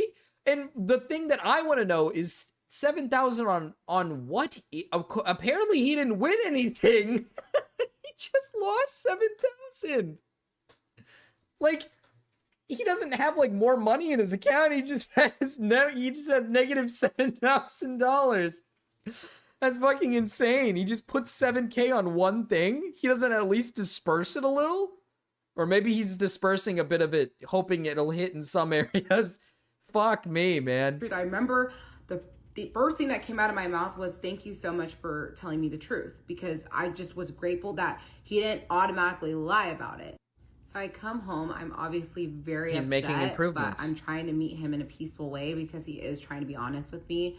So I walk into the house and I'm like, tell me everything. And he said, okay, well, I took a salary advance in May and I tried to recoup it. And I actually ended up selling the Rolexes and taking that money and gambling it away.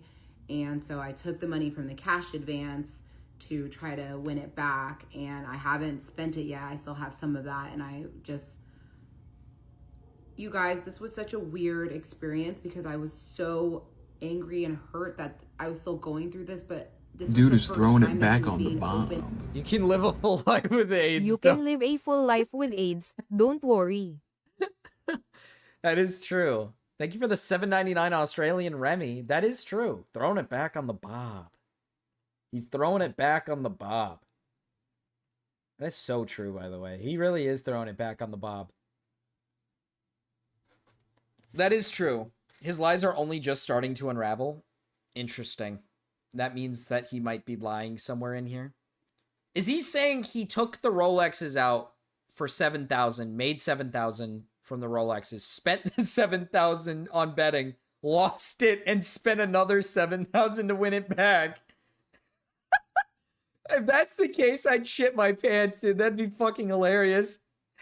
Oh my God, because it's on his credit card. That's on his credit card. Like, so realistically, right? Like, if he sold his $7,000 watch, and it would be in his, it wouldn't be in his credit card. It would be in his regular account, so you could just spend it through his regular account. He's not going to spend it through. Why would you spend it through the credit card? That doesn't make fucking sense. It's just weird. And honest with me, quote unquote. So I was grateful for that. So I told him, I'm like, okay, well, I just have to ask you a question. Is this because the business account doesn't exist? Like, I just don't understand why you would relapse when this money's coming. He goes, babe, like, you just don't understand gambling. Like, it just, sometimes it happens and there's no rhyme or reason. And so I said, okay, I just need to confirm with you again, is this business account exist? That isn't actually, that is a silly question from her. When money's coming in, she's saying when money's coming in, why would you gamble? That's a dumb thing to say. That's like the main reason why people would gamble. They got money coming in, so fuck it, let's double it. That's what gamble addiction people do. Like, they got money coming in, let's double it, let's triple it, let's to the moon, let's make even more. The fuck? A gambling addict, most gambling addicts aren't people who are just like poor, who are just gambling in hopes that it'll double. That's not how that works. It's like, usually gambling addicts are people who have money. Like, they make good money and they like splurge their money in hopes that they can double it or triple it to get even more money. It's just being money hungry. Like, that's the whole point of gambling addicts. Feel like if you're poor, you're not even going to gamble. It's just not even on your mind because you don't have the money to gamble. 100% exist. And I'm sorry. I promise you, like, if this feels different, like, just being able to like come forward to you, be honest with you. I feel like I really am changing and I want to be better. And this money's going to He's coming forward because he knows you're not going to give up on him. And so I believe him and He's got you wrapped around his finger, bud. Fast forward to July, I ended up having a bachelorette party for one of my good friends, Tracy. And while I'm at the bachelorette party, I knew the date of the hearing with Tracy. the Danish IRS for his business account to open up. I knew that was going to be She while I was told him, on the "Thank bachelorette you." in the middle of July. And so I remember I was on the bachelorette. You just spent $7,000. You just splurged $7,000. Didn't win a single thing. Thank you for telling me and being honest. This is like 5 second chances too many. I know. It's so many second chances, man. Like, god damn, dude. Oh, he's making progress. He's actually telling me this time that he's gambling the money away. Well, that makes up for it. Brother, what? It's 7,000. Is she cold turkeying him? Is that what's happening? Is she cold turkeying it? Like, is she trying to get him to just outright stop gambling? That's probably why he's not making much progress, brother. You can't, okay, I feel like with gambling, you can't just cold turkey it. Like, it's kind of similar with any, like, addiction, right? You can't just cold turkey it. Because, like, you're going to get the itch. Like, when you gamble, like, $5,000 on average, let's say, like, you're gambling around $5,000 on average, like, every couple of months on some big event or some big thing. You know, you can't just cold turkey it and be like, oh, I won't do it for the next event. And then you skip the next event, and then you're like, then you see who won, and then you were like, that's who I thought it was going to win. Oh, I have to do it next time. You got to do it with just less money. So, like, instead of spending $5,000, next time, drop it to, like, a lesser number, and then drop it to a lesser number, and then just continue to drop the number of how much you're putting down. I know that sounds retarded, but it trust me. Gambling doesn't have withdrawals. Yeah, but what I mean is, like,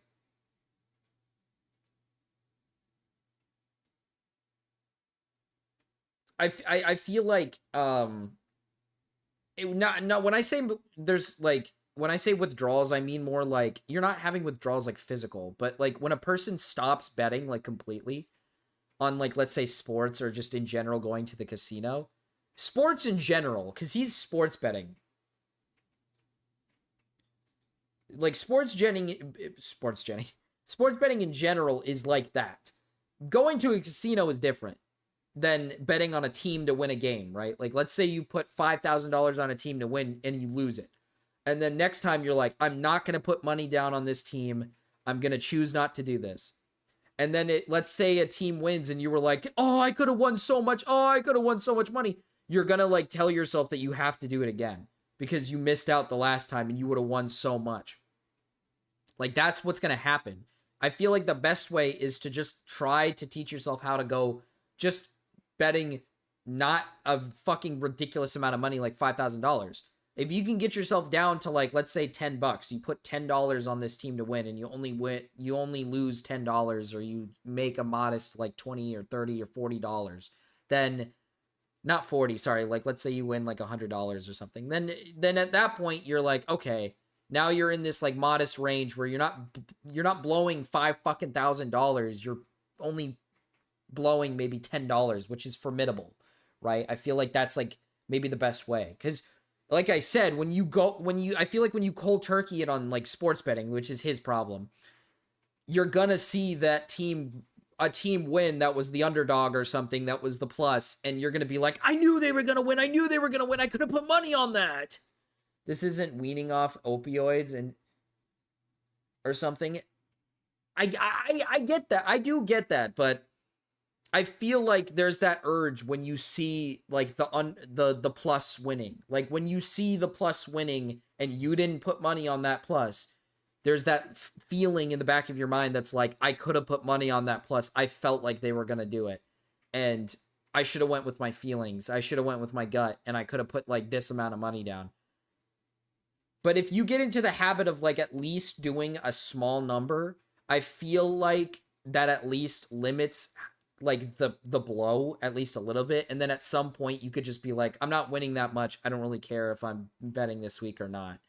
But I mean, that I do see the cold turkeying. It's just working. It's just that I don't feel like it's going to work in the sense that bettors are just going to find ways to bet money on games. Like, they're going to go to a casino. They're going to find an app on their phone. They're going to find a way to get it somehow. And I feel like when you just completely wean it off of them, it's just not going to work. If that makes sense.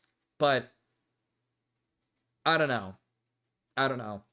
Doesn't studies show that cold turkeying is the most success rate? I don't know about most success rate in terms of, like, opioid addiction, because opioid addiction is different. Like, that's like you're gonna have, like, physical withdrawals that actually, like, hurt. Like, you're gonna feel like you're dying. You're gonna feel like you're actually, like, gonna die.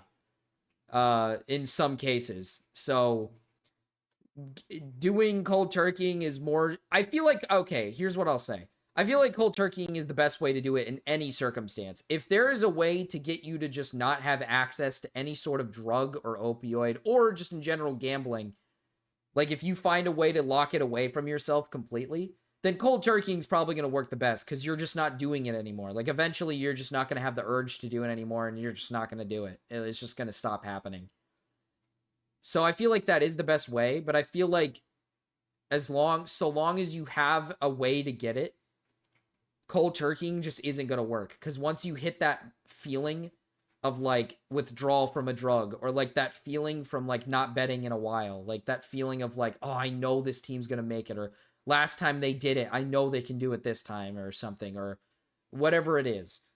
I feel like it's just too strong and then it just overwhelms you. Whereas like if you take the slow route, eventually your body's not going to rely on it too much when it comes to drugs, or your mind's not going to rely on it too much when it comes to like betting, if that makes sense. But I could be completely retarded and wrong.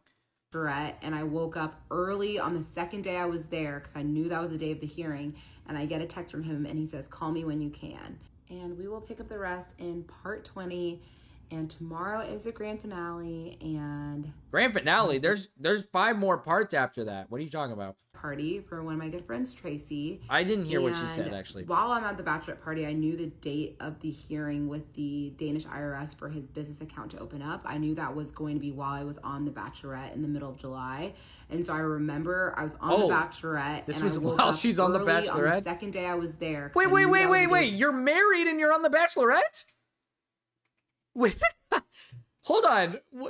What? Why are you on the Bachelor? You're married. Well, get out of there. What are you doing? Why are you there?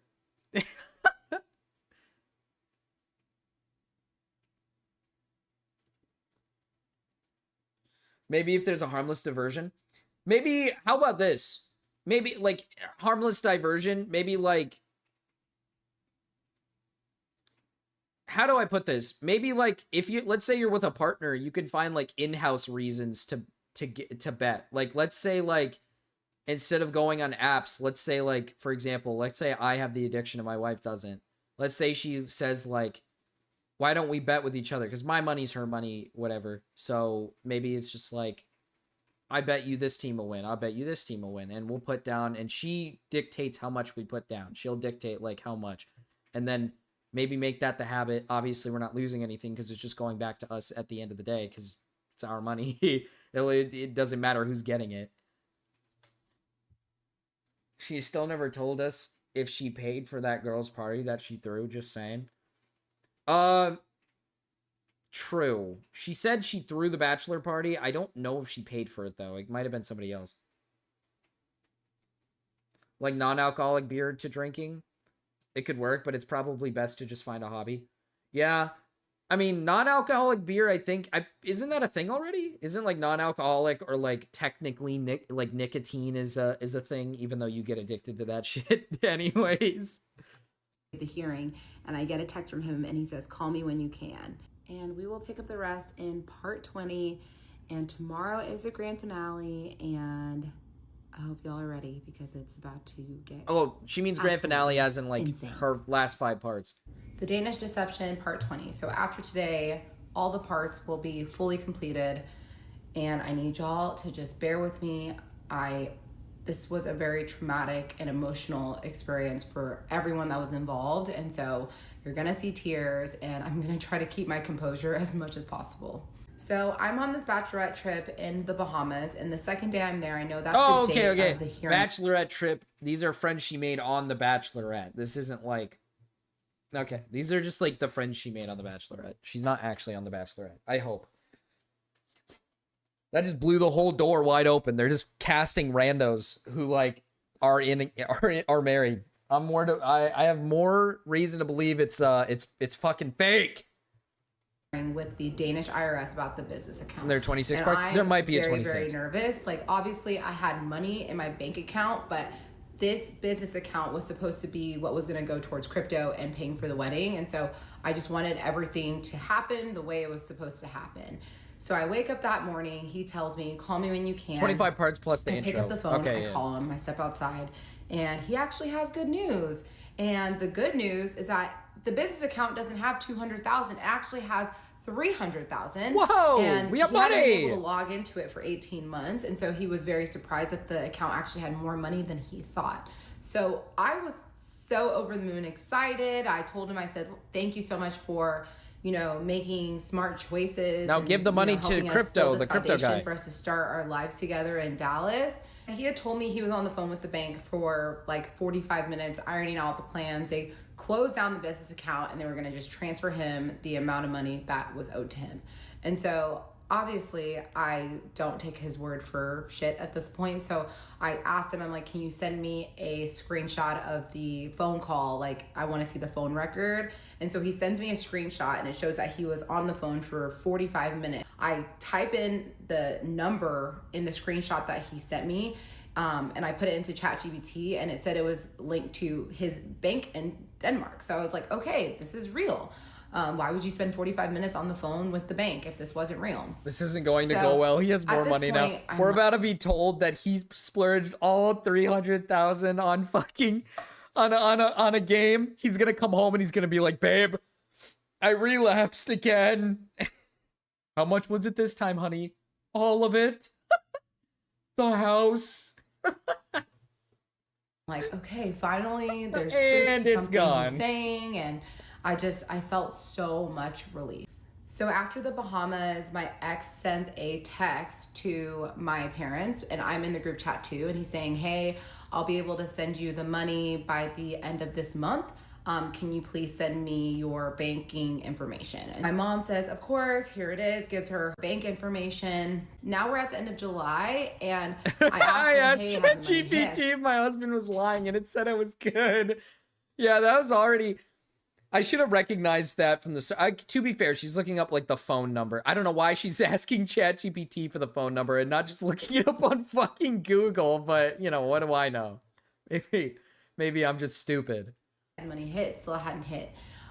So what he said was, what I'll do is I'll send your parents the money on August 1st after I get paid from my job. But regardless, like that money is going to hit at some point in August. And I said, okay, that's perfect.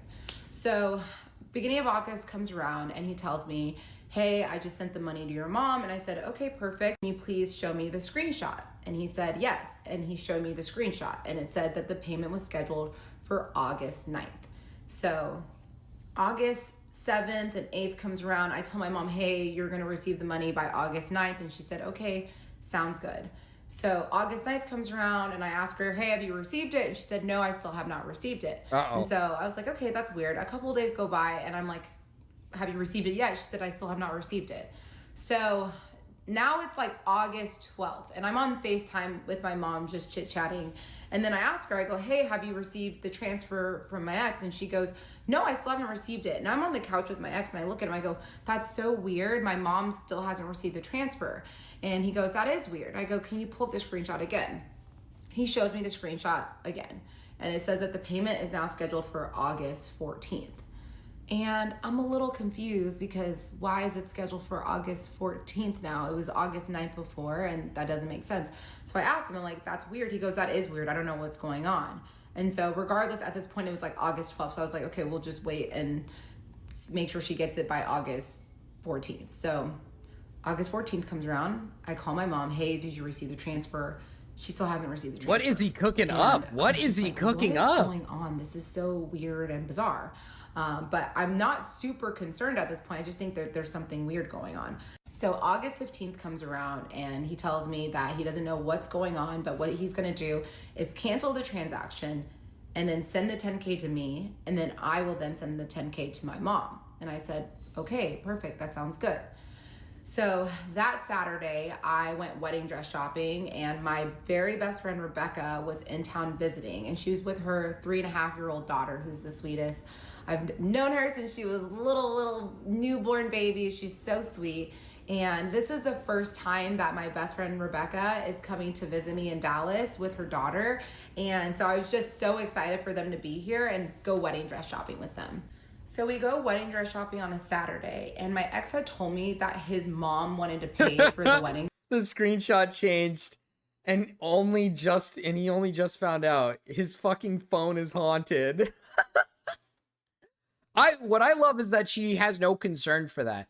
She saw that it was the 9th, and then all of a sudden now it's the 14th. That doesn't make sense because it's a screenshot. It's not like he's showing her like the actual bank statement, which he should show her the actual transaction. He should show her through like the bank or whatever he's using. I don't know why he's showing a screenshot. Dress, and I was like, are you sure? He said, absolutely. Her birthday was actually the day before I went to go wedding dress shopping. And so he's like, I don't want to call her like on her birthday to ask her for money for your wedding dress, even though she's the one that brought this up and said she wants to pay for it. And I said, it's okay. I'll just pay for the dress. And then whenever your mom sends you the money, you can just send it to me. And then obviously I want to call her and tell her thank you, because I was surprised. I did not expect her to even offer to pay for it. So I was flattered. I thought it was so sweet. So I go pick out the wedding dress, and I'm just so happy. I find the dress that I love. I put in the deposit for the dress. So Sunday comes around, and my ex says that the $10,000 for my mom is going to hit his account on that Monday. And I said, okay, sounds good. I am starting to feel some red flags, but you know, I'm just like, let's wait till Monday and let's see how this plays out. So we go to church that morning on Sunday morning, and we get back, and this is so interesting that I always have to mention this. After church, my ex comes to me and he tells me, you know, I really want to learn more about the Word of God.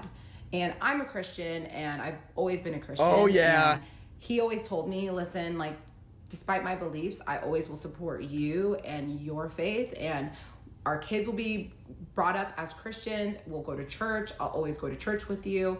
But this was the first time that he told me that he wanted to learn more about the Word of God. And I remember just being so excited. I was like, that's perfect. We're going to start doing Bible study like once a week together. And I was really yeah, excited. baby. That day goes by, and the next morning it's Monday. Keep in mind, my best friend and her daughter are still visiting me. So the next morning, my best friend, Rebecca, she is at home because she has some work calls. And so we take her daughter to the park with Smokey, and we're just walking around, and I ask him, like, has the $10,000 for my mom hit your account? And he said, no, it hasn't. And I told him, I go, listen, I'm feeling very triggered. I feel like you're lying to me. It should have hit your personal account by this point, and it hasn't, and I'm feeling extremely, extremely triggered. And he said, well, I don't know what's going on. I promise, like, the money's there. It's going to be fine. This is so And I was confusing, like, brother. He apparently has $300,000. Just send her the 10. You have so much money. Just send the money. I don't understand. Even let's say it doesn't go through. Just send. You have $300,000 anyways. Just send that money. well, I don't know. I just feel like you're lying to me. So if there's anything that you want to come clean about, now's the time. Just do it. And he said, what's the point of talking to you if you're just going to think I'm lying? I go, well, why do you think I always think you're lying? Because you lie all the time. And he says, okay, well, maybe we shouldn't walk together. I go, okay, maybe we shouldn't. So he walks back to the car, and I walk my friend's daughter with my dog, and I just like walk away, and we walk for a while, and then we go back to the car, and he's in the car talking to his mom. And as soon as I get in the car, he gets off the phone with his mom. And I was fully planning on telling her thank you for the wedding dress. And I thought it was weird that he hung up really quickly. And so that's another red flag. So we get home, and obviously we're fighting. I feel like he's lying to me. He's upset that I'm not believing him. And he ends up leaving the house because he's like, I'm going to go to Costco. So while he's in Costco, obviously I'm just spiraling. And this is the moment where it hits me. I'm like, what if everything's a lie? And I don't know why, like, my subconscious has been thinking this all along, but this is the first time I fully am asking myself this question. And so I'm laying in my bed, and I start playing with the app Revolut, and I start looking at it, and that's the app that sent them. No, you don't say that. Maybe all of this was not real, and this was all fake, and he never had money, and none of this was all, it just wasn't real. No, you don't think so? The money to my mom, and obviously he sent me screenshots. I sent the screenshot to my mom to verify it's going to be hitting on August 14th. And so I start playing around with the app, and I just, you know, I wanted to see what it would be like if I wanted to send a big payment. And the way Revolut works is you have to load the money into Revolut before you can send it to anyone. So I'm just playing around with it, and I do a test transaction, and I'm trying to send $10,000 even though I don't have 10K in Revolut to send. So I click schedule payment and I put just whatever date, and I see the next page, which is the review page. And that's when I realized that that was the same screen that he showed me and that I sent to my mom, saying that he sent the payment. And what he did was he cropped out the schedule payment button so it looked like he had sent the money, but he really did not. So at this point, my entire body is shaking. And he gets back from Costco, and I can't say anything because my best friend and her daughter are staying with us.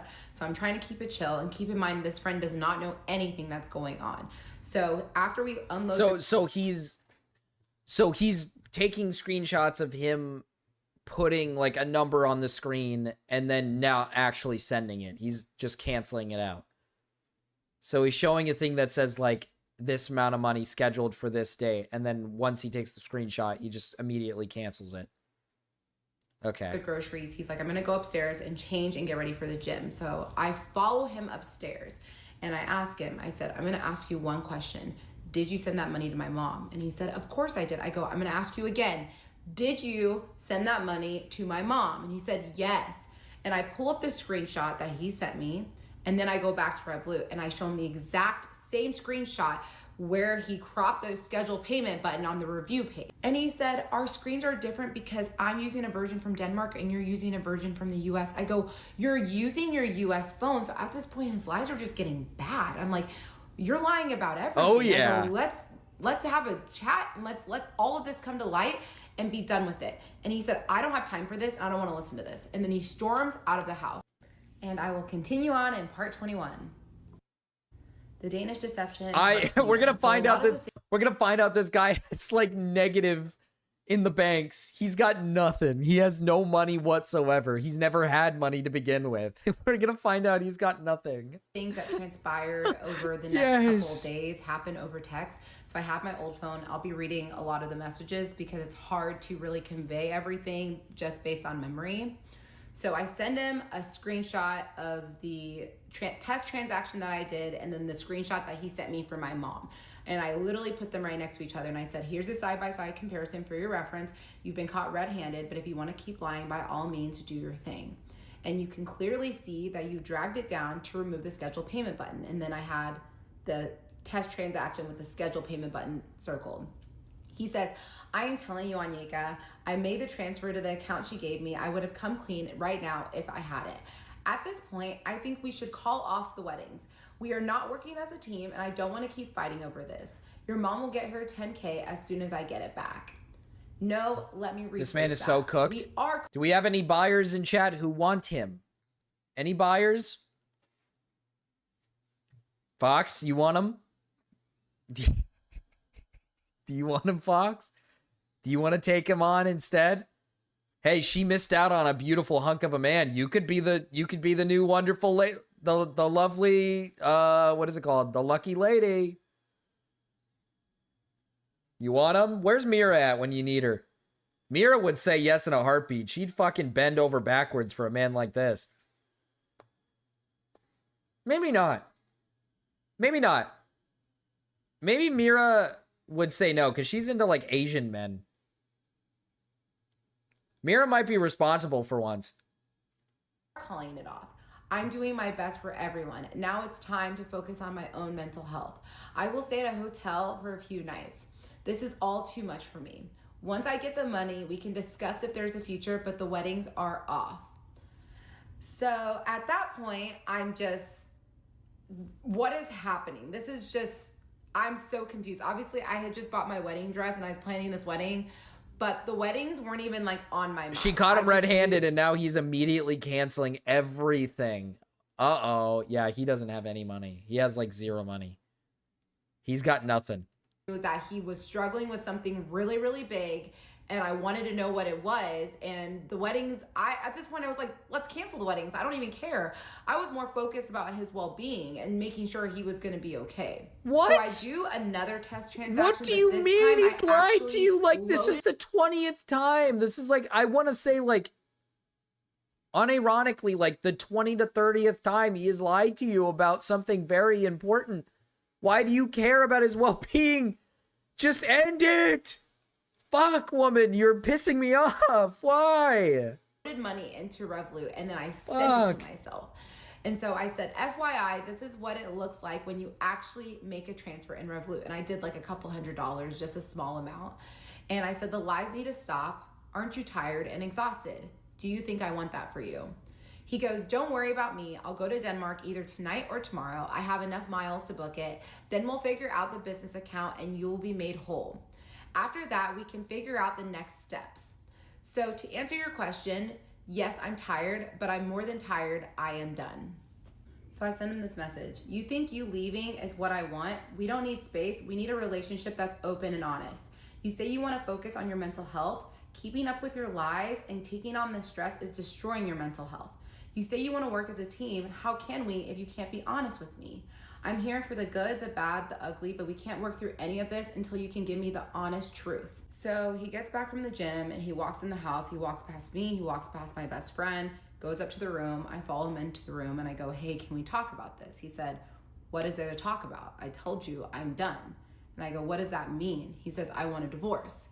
And at this point, I'm just stunned because never once has he mentioned leaving me or divorce or anything. So I'm shook. Get owned. And Get then owned. he proceeds to tell me, he said, you prioritize your friends and family above me in our relationship. I've never felt like this is my home. I'm a guest in this home. My stuff is in the guest Somehow closet. still has her wrapped around his finger. He's owning her right now. He's literally owning her. He's like, I want a divorce. I'm done. He's getting the final laugh, dude. This is fucking awesome. I'm like, your stuff wouldn't fit in the master closet. Like, it's fine. Like, I'm just sitting here just so confused. And he said, you only love me when there's money in my account, which is crazy because there was tons of times where there wasn't money in his account. And I'm just still trying to talk. That is true. Like, I love you. You're the love of my. Okay, but I do actually have a counter argument to that. You were under the assumption he had money this whole time. You were under the assumption this guy really did have money. He just wasn't getting it in yet because he was waiting for like what, blah, blah, blah, whatever the fuck. But to be fair, she did notice that he had like 34 cents in like his Chase bank account or whatever. And I'm so confused on whether this guy, because apparently he does work a nice job, right? He does have a nice job. What the fuck is this? My life. He goes, you were the love of my life. And I feel so hurt, but I'm also like, this can't be him talking. This has to be the disease. This has to be the addiction that's talking. And so I'm still trying to communicate to him. And he's like, you know what? Don't worry. I'm going to fly back to Denmark. I'm going to get the money from the business account, make sure you're whole. And I also have received an offer to be a CEO of a company in Denmark making $1 million. And so now I'm just like, oh my gosh, he's for sure spiraling. Like, this is 100% the addiction. And it's He's insane lying. because at this point I should have just been like, okay, Big go owned, bye, get owned. done with him. But He's going to make $1 I'm very million. much You're not still going to make fighting for the anything. relationship because Hi, I Aaron. don't think that there's anything crazy big that we can't navigate and come through together. So we're not making any progress in the conversation. So I leave. I go to my friend Rebecca. I said, let's go for a drive. So we take her daughter. We go to the lake. And I tell her everything. And I just break down. And she's in shock because she had no idea that I was dealing with this along with most people. And I'm like, I don't know what to do. Like, I don't want him to leave me. And at this point, it's crazy because I had definitely thought to myself, like, what life would be like without him, and almost was like mentally preparing myself for it. But I always thought it was gonna be on my terms. But the fact that he was leaving me just like put me in like this like fight or flight, and I just wanted to fight for him. So while we're at the lake, he sends me a message. He says, are you all gone? If yes, do I have enough time to pack my suitcase? And I go, we drove to the lake. And I said, I love you. We're going to figure this out. You Let's just take know some some part space. of her actually believed he was getting a CEO position. Oh, for sure. Because she just believes whatever this man tells her. She gets blinded by the beautiful large pecs and the sculpted face. And then she's just like, oh, he's telling the truth, all right. But flying to Denmark is not the answer. And he says, I have made up my mind and I'm not changing my decision. We are both exhausted. Our individual peace has been at stake for too long and we need to protect that. We tried. God knows we fought for it, but the battle is over. Let's find peace each on our own. Let me know when you're heading back. I packed the first suitcase. I might do the other tomorrow. It's a bit difficult for me as well. So after being at the lake, I go upstairs trying to talk to him, and he is just not even wanting to be within like 5 feet of me. And I'm like, let's talk about this. Like, Is he please, gonna pull off tell some me massive what's going scam on. or Like, we something? wouldn't be spiraling like this if there wasn't something that's going on. Like, I'm your wife. Like, we can get through this. And he said, no, I'm Getting done Taco with Bell you. and commuting home I'm late going night. to leave Huge. tomorrow. Probably I made a booked bunch of flight, money. and I will never see you again. And I will only talk to you when it's about getting you your money. And at this point, I'm just like, what? Like, it's now been an hour and he still has not backed down from this idea that he's leaving me. So out of pure desperation, and I have never experienced this level of desperation before, I go into his work bag and I take his passport and I look at my friend Rebecca and I said, he's not leaving. I'm gonna get to the bottom of what's really going on. And she looks at me, she goes, do you, girl? Like, I support you. So we go onto the patio just to get some fresh air. And I look at the doorbell camera and I see that he's left. Dude, Hello, princess. 1 month. Thank Yeah. you for the memberships. 1 Welcome month. at Big Aaron. 1 month. I could never confidently look at my not my best friend, but look at my friend during like an argument with my like wife and just be like, she ain't leaving. I'm gonna get to the bottom of this. Like, I don't know. I don't think there's like a universe where I'd ever do something like that. I don't know. It's like awkward and weird. It goes deep. Oh, he owes a lot of people money. Oh, I know it. Oh, he owes a lot of people money, I feel. I fear he owes a lot of people And he had money. 2 big check luggages packed and then his carry-on. And I see that he only left with his carry-on and his work bag. And so I sent him a text. I go, take your space tonight and remember that I love you and I'm grateful that you're my husband and I will never stop fighting for you. Good night, my love. And at this point, I'm angry, but I'm being nice because I've done so much research on addiction and I know whenever an addict is spiraling, the worst thing you can do is fight them back. So I'm just trying to be calm and be peaceful so that he can find a space to be able to come and be honest with me. And he said, wrap your head around the fact that I am not your husband anymore. We are done. Today has shown me that I won't have anything to do with you other than settling my debt. After that, I can breathe again. So obviously I had a horrible night. I cried myself to sleep. The next morning I wake up and my best friend says, hey, I'm gonna go to my other friend's house. She had another best friend that lived in Dallas, so she was visiting the both of us. And I was more than okay with that because I didn't think this was a good environment for a child anyways. And I knew he was gonna come back to the house and I thought that was for the best. And so I tried Save some for the rest of us. And my ex had messaged me like, I'm gonna need the house until 1 to grab my things before I go to the airport. And I remember being like, okay, that's fine. I'm gonna drop her off at her friend's house. And he doesn't know that I'm like trying to intercept him so I can have a conversation with him. He also does not know that I have his passport. So I drop Rebecca off at her friend's house and I come back and my ETA is like 12:30. And I know he said he was gonna leave around 1. So I was like, okay, I'll have some time to intercept him. I get home and everything is gone. His bags that were packed are gone. And I don't know if anyone's ever experienced being left by a spouse without knowing, or even a partner in general, but it is the most devastating feeling in the world. And especially someone that you shared your life with, they're there one day and the next day they're gone. It is just gut-wrenching. And I honestly, at that point, just start screaming. I mean, to be fair, he should have never been your husband to begin with, dude. Like, what is this? Pro move, brown the butter first. True. Fox probably makes the most banger chocolate chip cookies, bro. Fox is probably out here Fox is probably out here baking the best cookies, man. Fox is probably prepping for the Christmas cookies. She's got to get a warm-up in. If he did not leave her, she would have stayed with him. Oh, 100%. 100%. She would have stayed with this man no matter what. He could have kept doing the same shit over and over and over again, and she would have just kept doing it. I have your passport. He said, what the fuck is wrong with you? I go, please come home, babe. You fight for the people you love, and I love you, and we will get through this. And he said, this stunt literally cost me thousands of dollars. My decision is made. Remember who is fighting who. And I said, we just need to talk through this. I know you're hurt and I'm sorry for my part in this, but you're my husband and we will fight through this. We're building a life here with friends and family. He said, I am over it, but don't worry. All your troubles will go away. Now it'll just take a day longer and cost me more money. Ridiculous. I don't care anymore. I really don't. I say, I don't believe that. You wouldn't have married me if you wanted to give up that easily. He said, well, okay. She is actively trying to bring him back home, even though the signs were there. Let him walk. Let him walk. Let him walk, man. It is time. It is time. You are trying to reel him back in. Why? Yeah, I can show the stream if you DM the pies. Passport, so I'll be leaving, and you made sure to take my green card too, so even if I wanted to come back, that's not possible. Take care. And you think I'm giving up easy? You're delusional. I said, I can mail it to you. And at that point, I'm freaking out because I did take his green card. So I get in the car and I said, I can bring you your passport and I can bring you your green card. I'll go to the airport. He goes, don't worry, I'm on the phone with the consulate. They'll figure it out. I don't need you. And I said, I'm on the way with the passport right now. I'll be there in 20.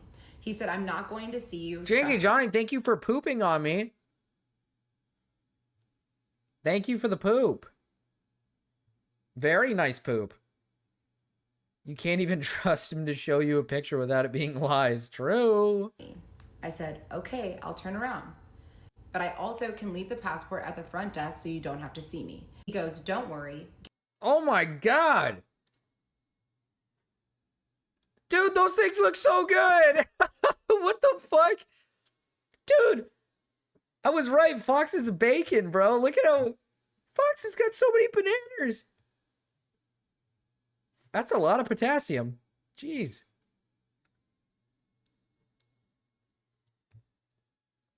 Thanks, fake March Baby, for being you. Thanks. Oh, thanks, Big Aaron, for shitting on me. Thank you. The one in the front is apple and the one in the back is cherry. Dude, the cherry one actually is making me, like, salivate. I love cherry. Dude, fucking... Dude, fucking... Fox is actually like a... like a fucking baking god, dude. Fox can bake like crazy. What the hell, man? These look so good. These, like, actually look so good. I'm also going to make banana bread for a lot of people. That's what the bananas are for. I assumed. I was going to say banana bread. Dude, I could use some banana bread right now. Banana bread is so good. Banana bread is so good, man. Now you make me want to make banana bread. Bro, Fox is crazy, dude. What the hell? That's actually insane. These look so fucking delicious. Aaron, why don't you ever show your food? Don't you make, like, gourmet meals? Aren't you, like, out here making, like, the most gourmet meals of all time? You should be giving me your meals so I can show everybody. That's what you should be doing. Yeah, those pies look fucking... Now you make... There's a pie place near me that now I want to go, like, get pie from. Like, they actually... Like, now I just want pie. I've been slacking. Damn! Yeah, you got Taco Bell, man. What happened to the smoked wings, man? I need more smoked wings! Aaron makes a killer lasagna. The funniest part about that is I feel like he kind of does. I feel like Aaron, like, deadass can make a good lasagna. Getting issued an emergency passport. Don't you fucking leave my passport anywhere. This is the most insane situation I've ever heard of. And guys, this is my favorite text in the entire thread. Call on your friends and family. You prioritize them, now they can show up for you. And just to be very clear, I do not give a fuck if you tell everybody everything. So here I am telling everybody everything. He did say it. That message, actually, you know what? Big own from her. He did say it. She's got the keys. She's got the keys to the car. He says there's no coming back from this. And I text him back and I said, okay, I will accept that now. And I had reached full acceptance because the fact that he had told me that he doesn't care if I tell everybody everything means that he must really be done with this marriage. And so I reached acceptance and I'm... Made my girlfriend a cheesecake this week? How do you even make cheesecake? I don't even know how to make that. Man, I love banana bread. Y'all made me remember banana bread, man. I fucking love banana bread. Banana bread is so fucking good. It's not even funny. That's one of the most underrated. Banana bread is one of the most underrated, like, sweet treats. I call it I don't know if people count it as a sweet treat, but I only eat banana bread for sweet treats because I put chocolate chips in them. I do chocolate chip banana bread. That shit is so fucking fire. Like, honestly, like, no one ever talks about it enough. I never see anybody talk about it, ever. And that shit just goes so hard. It's just so good. We should all meet up and share our food. Yeah, like a melting pot of different kinds of, what is it called? Cultures. Banana bread. Oh, dude. Now you're making me want to try banana bread with ice cream. That sounds like so good. Ugh. I like how easy banana bread pulls apart and everything. It's just so, it's so good, dude. God, dude. You guys got me salivating. I learned to stop late night baking. Dude, that's our problem. We do a lot of late night baking where it's like middle of the night and we're just like, oh man, I want some cookies. We'll make some cookies. Gotta stop doing that. It's evil.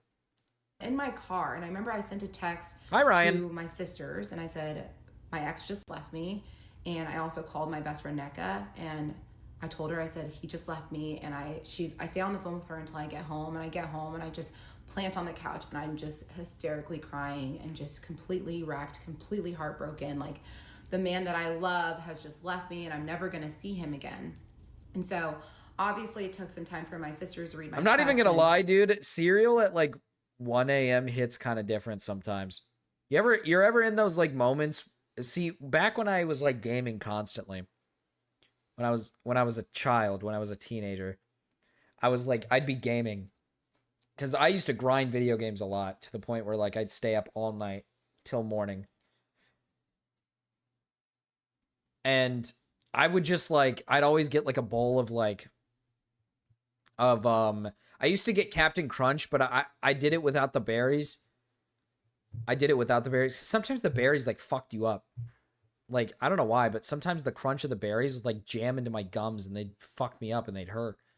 And I did it without, I did the ones with no berries. And that shit would hit so different at like 1 or 2 a.m. while I'm sitting there trying to like grind a game. Cereal can be in between brown and purple loot, depending on brand. Oh my god, I boiled oxtail last night with a bunch of veggies and seasonings and strained the broth to make tortellini with... Oh my god, bro, oxtail. Why are we naming... We're like out here just naming unironically some of the best foods. I hadn't tried oxtail until like 2 years ago around, maybe. And oh my god, bro, it's so good. Oxtail is so good. I do like the all berries. It's just sometimes when I crunch into the berries, they like fuck up my gums. It like actually hurts. Like something will jam into my gums. Oxtail's my favorite meat, unironically. It might actually be one of my favorite meats. The problem I have with oxtail is when you eat it off, it's really hard to pick off the bone. Like, it's really hard to eat off the bone sometimes, especially when you eat it in, like, soups and stuff. So, it can be a bit of a task to eat. But, like, it's kind of worth it because it tastes so fucking good. Like, it just tastes so good.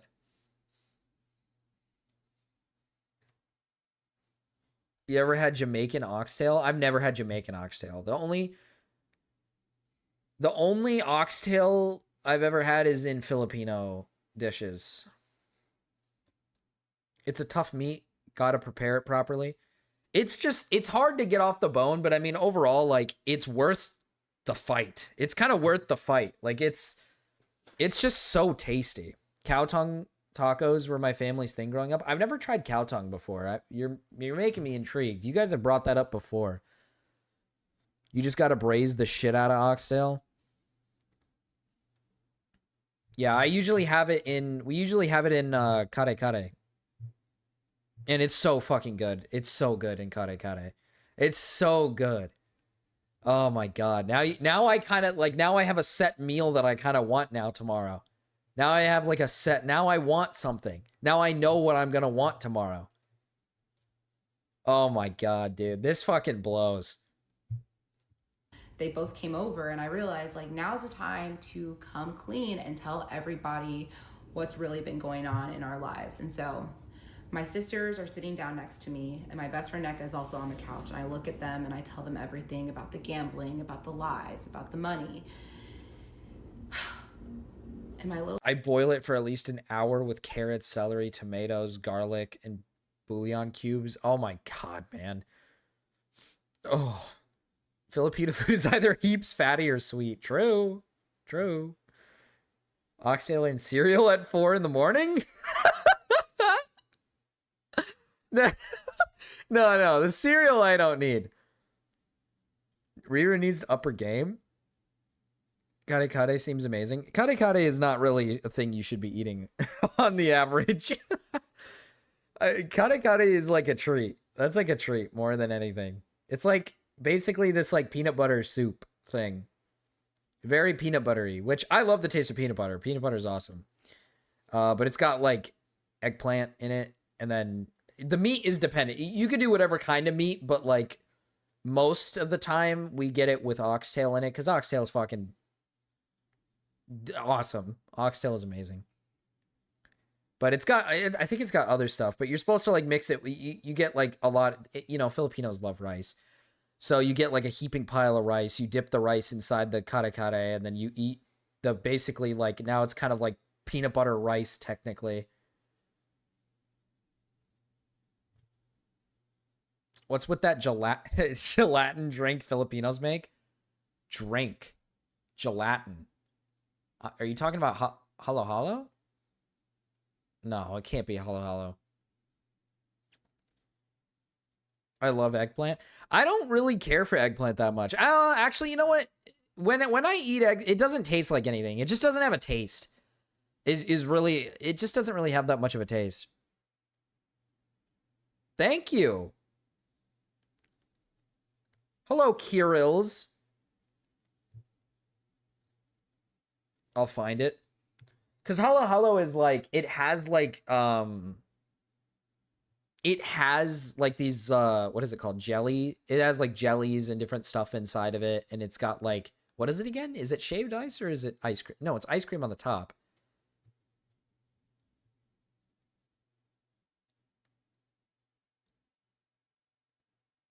Man, I can't remember. I'm trying to think of the different things.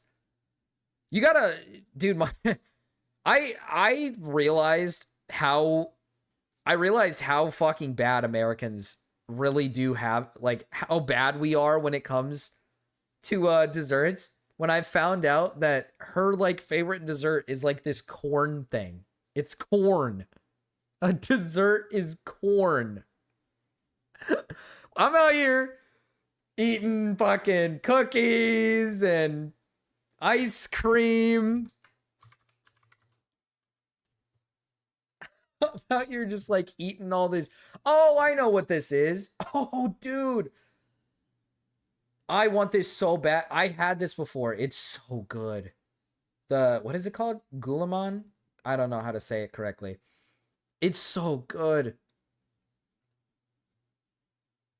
It's so good. Oh my God. I really want it. They really like gelatin-esque things. Filipinos really like their like gelatins, like jelly things. Ever had haystack cookies? What is a haystack cookie? Those will put you in an early grave. Mexican hot chocolate has cornmeal in it. Hell, even when I found out about like certain Mexican desserts, I was like, man, this is nothing like American shit is like super, super sweet. And then like, okay, the dessert she has is corn, but it's like corn with like some like, what is it again? Is it like evaporated? It's like milk, condensed milk or evaporated milk. It's like corn and condensed milk. They have a lot of condensed milk. Condensed milk is in everything.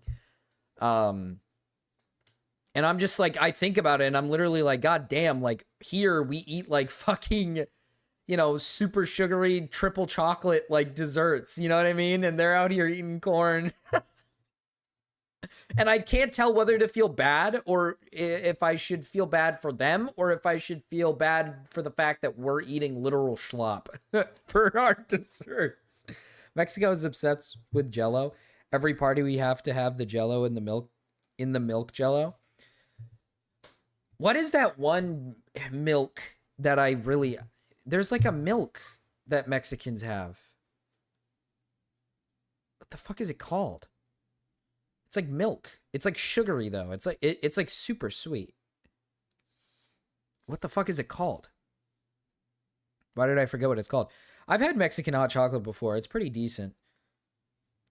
I will admit I prefer regular hot chocolate, but it's not like I like Mexican hot chocolate.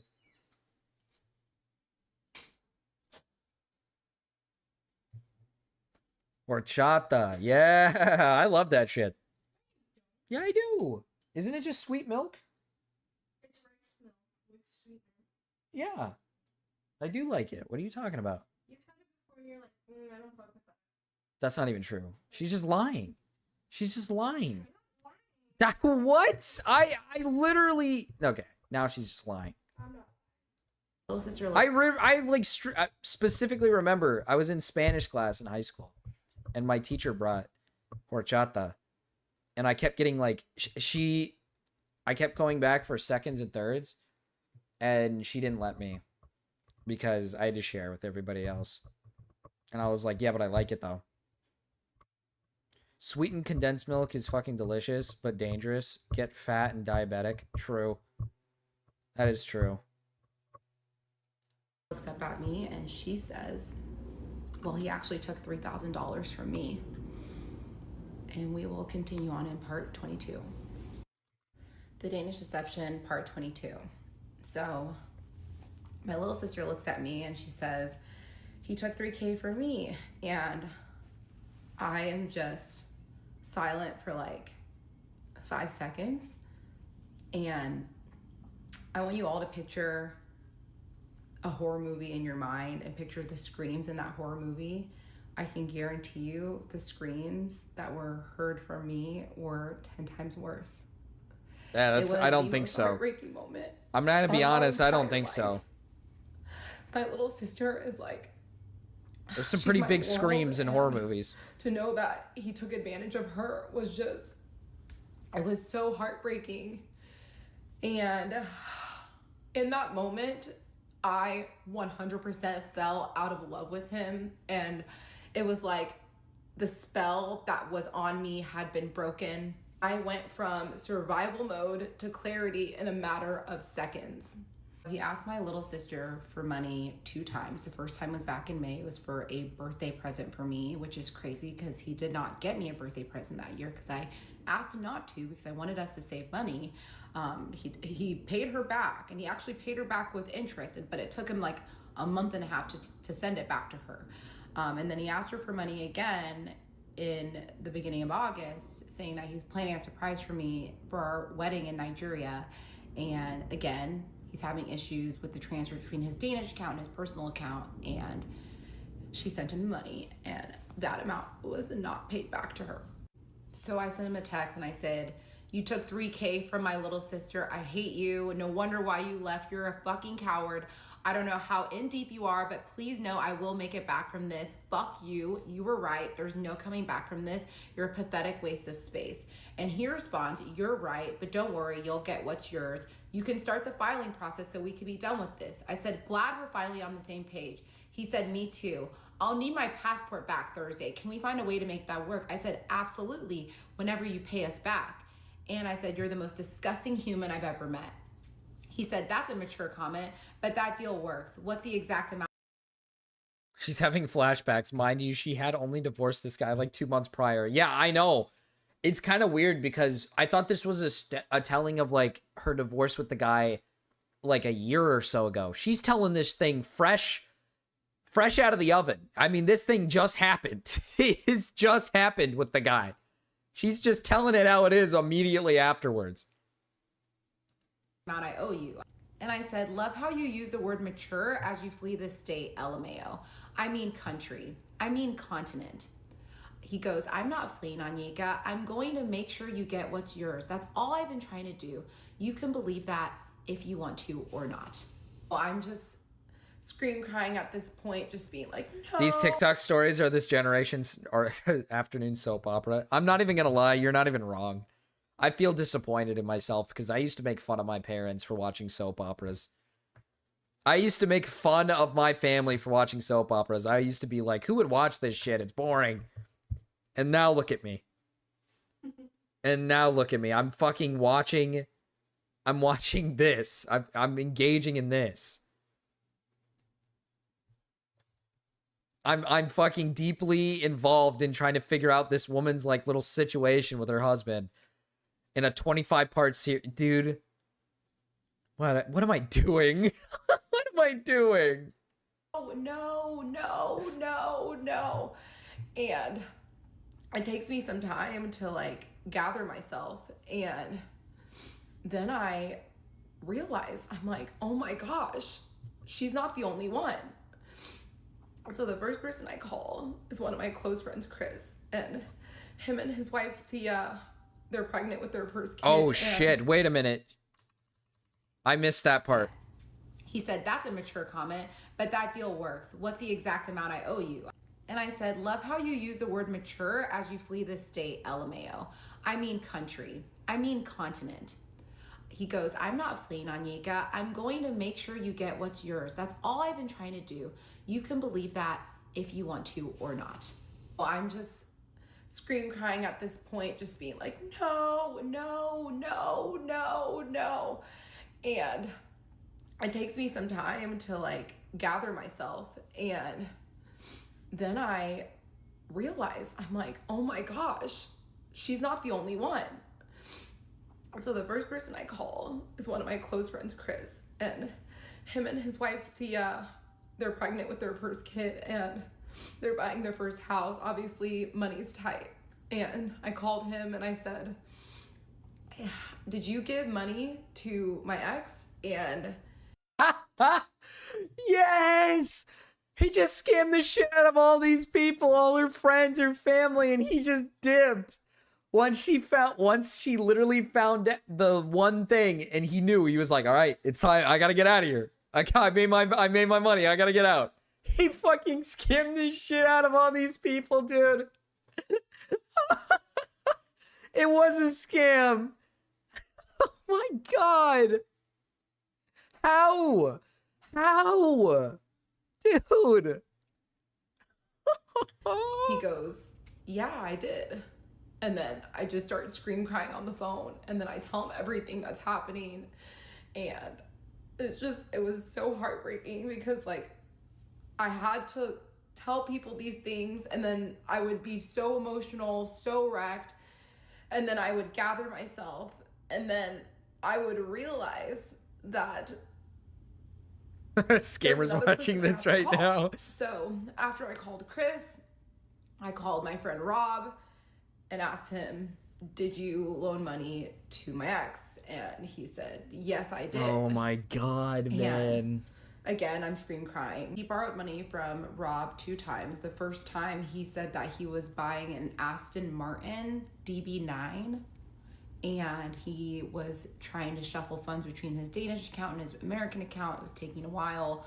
That amount of money was paid back, and then he came back and asked money from Chris and Rob and said that he was trying to surprise me with this super rare Rolex.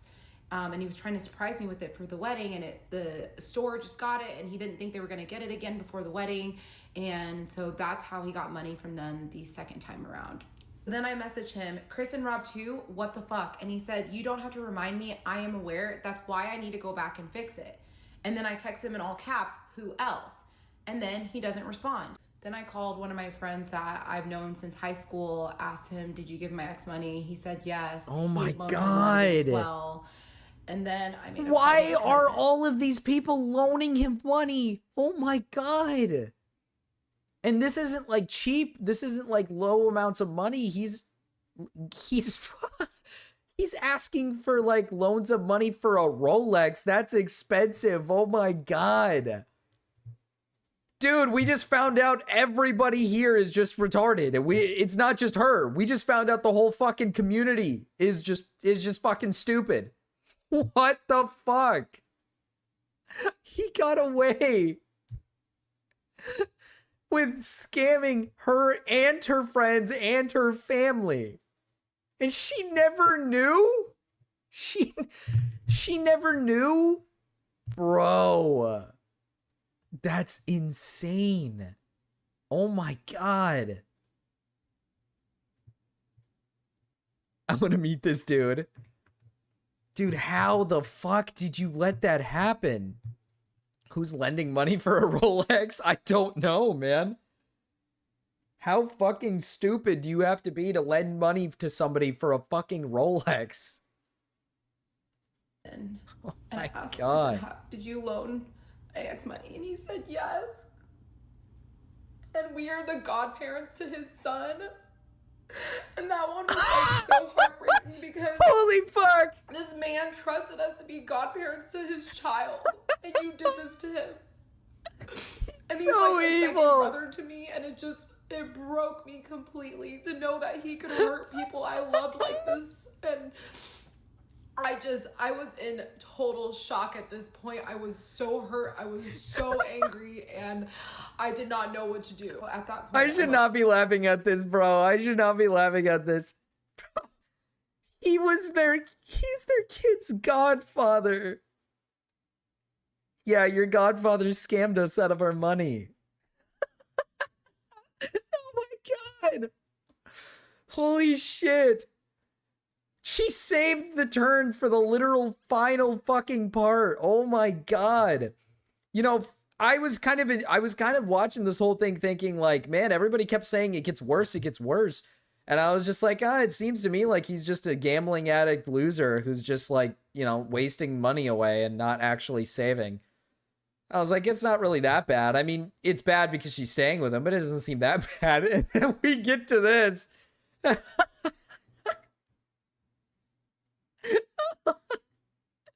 Oh my God. We're going to find out. We're going to find out the total. I hope we get the total. Like, I need to contact his family right now. So I call his little sister, and it's like 11 p.m. in Denmark, but I did not care. I called her, she answered, and I tell her everything, and I'm hysterically crying, and she's just in shock. And her fiance goes to his mom's house, picks his mom up, brings her to their home, and then they call me again, and now the three of them are there, and I tell them everything again, and we're all just crying, like all of us, and I don't even know what to say. And they were like, we knew he had a problem 10 years ago, and he went into treatment and he got better, and like we never knew that he was still doing this. And I was so angry because He was I still felt like doing I this. deserved to know this when I met them. Like, I feel like they should have told me this right away, and that's when I started feeling a lot of resentment. I know, like, it's not fair to put the blame on them because I know they're not responsible for his actions, but I absolutely felt so much resentment towards them at that moment. So then I tell them, I'm like, he's lied about so much stuff. He lied about going to the Olympics. He lied about the home he lived in. And then I thought to myself, the royal title. So I asked him, I go, do you guys have a royal title? Now you ask if he's a royalty? Now that pops up? Now? And the look on their face, Oh my God. they were horrified, absolutely horrified. The lie that he had told my cousin was that he was buying a Ferrari, and again, he was having issues getting... He got loaned. You're loaning him money for a Ferrari? What? What the fuck? Never in a million years would I give somebody money for a Ferrari. What the fuck? What kind of money do these people have? Oh my God. That's not even like... Wait.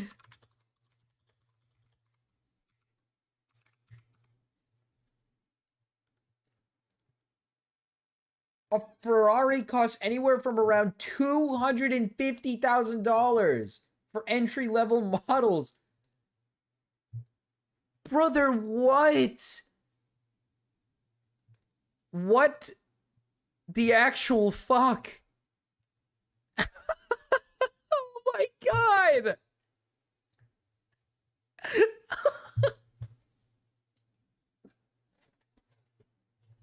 They do not know he has a gambling problem, Brandon, because she never told anybody. She didn't tell anybody about his gambling problem because, you know, she was trying to help him get through it.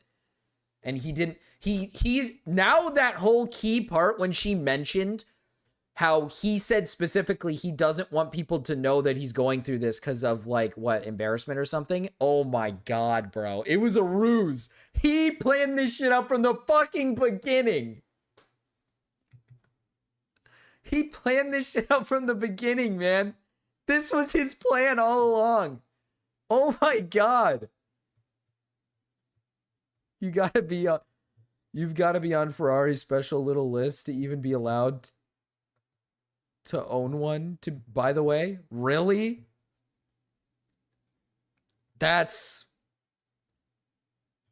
Oh, this is partially her fault. No, it is very much. It's looking like this is her fault. She got fucked.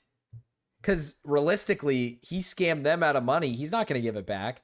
So she's going to have to, either they're going to have to come to an agreement where she's got to be like, I'll have to give you the money back. So now she's left with probably some pretty bad debt that she owes her family and friends. Oh my God. Money from his Danish account to his American account, and he needed a short loan. A Ferrari. Then I texted him, you took money from my cousin too. I'm so sick to my stomach. I wish I never fucking met you. And he goes, Anyeka, I understand. I don't need these reminders. And then I said in all caps, tell me who else. I said, be honest for once in your fucking life so I can finish making these calls and I can heal. And he said, no one is asking you to do that. That's a choice you have made. So over the course of the evening, a lot of people came over, like my cousin, his wife, my sisters were there, a bunch of my friends, and I was just crying. I just really just needed to be around my people while all of this was coming to light and all of this was unfolding. And so it was really rough, but I went to bed that night. My little sister did spend the night with me. And the next morning I decided I'm gonna go on my Instagram and I'm going to unblock his ex-girlfriend and I'm going to reach out to her. So I unblock her and I send her a message. I go, hi, I've finally seen his true colors. I don't know how to understand the depth of what I'm going through. And she responded almost instantaneously. It was like, Anyeka, my heart goes out to you. I'm so sorry. There were so many times I wanted to reach out to you, but I felt like he was filling your mind with lies and you weren't going to believe anything that I said. And so I told her, I said, you know, don't blame yourself, but like, I'm having a really hard time understanding the depth of what I'm going through. Are you available to have a quick conversation? And she said, absolutely.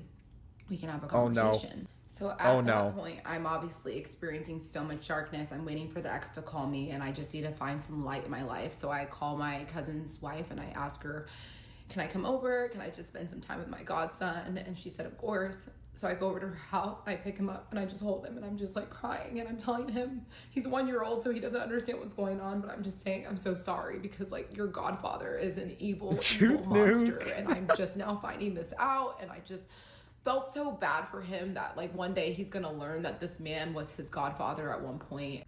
So I'm at my cousin's house waiting for the ex to call me and I just need to just start reaching out to every single person that's ever encountered him. And that was really, really difficult because a lot of these people are also my friends. And so I'm devastating them because everyone loved him. Everyone truly loved him. Everyone trusted him. So I find another friend that he owed $10,000 to, one of my coworkers that I used to work with. She told me that her husband gave him $10,000 too. Oh my God. The lies were, it was a variety of different lies. One person, he said that was he even working? In a plot of land. Another person, he said that he was buying a car. Does he even work? Like, does he like actually work? Or was he just getting loans off of people? Maybe the way, oh my God, maybe the way he owns like some of these things is through the money of people he's basically like asked. Oh my God, man. Same lie about how his Danish account and his personal account aren't, like, it's not, He's having issues transferring money in between. And let me make something very, very clear. Every single person that he took money from, he told them explicitly not to tell me. And it's in text and it's in the receipts. He said, do not tell her. And they didn't care? I'm getting this car as a surprise. I'm getting this watch for her as a surprise. I'm buying this land as a Oh surprise. my God, dude. I can't help but just, I can't help but just say, I don't feel bad. I don't feel bad. I don't feel bad. How does nobody... I thought she was stupid for not getting the red flags immediately. How the fuck did her friends and her family just not see the red flags? How? What? Like, actually, how? What? Dude. All a surprise to me, which makes me so, so sick.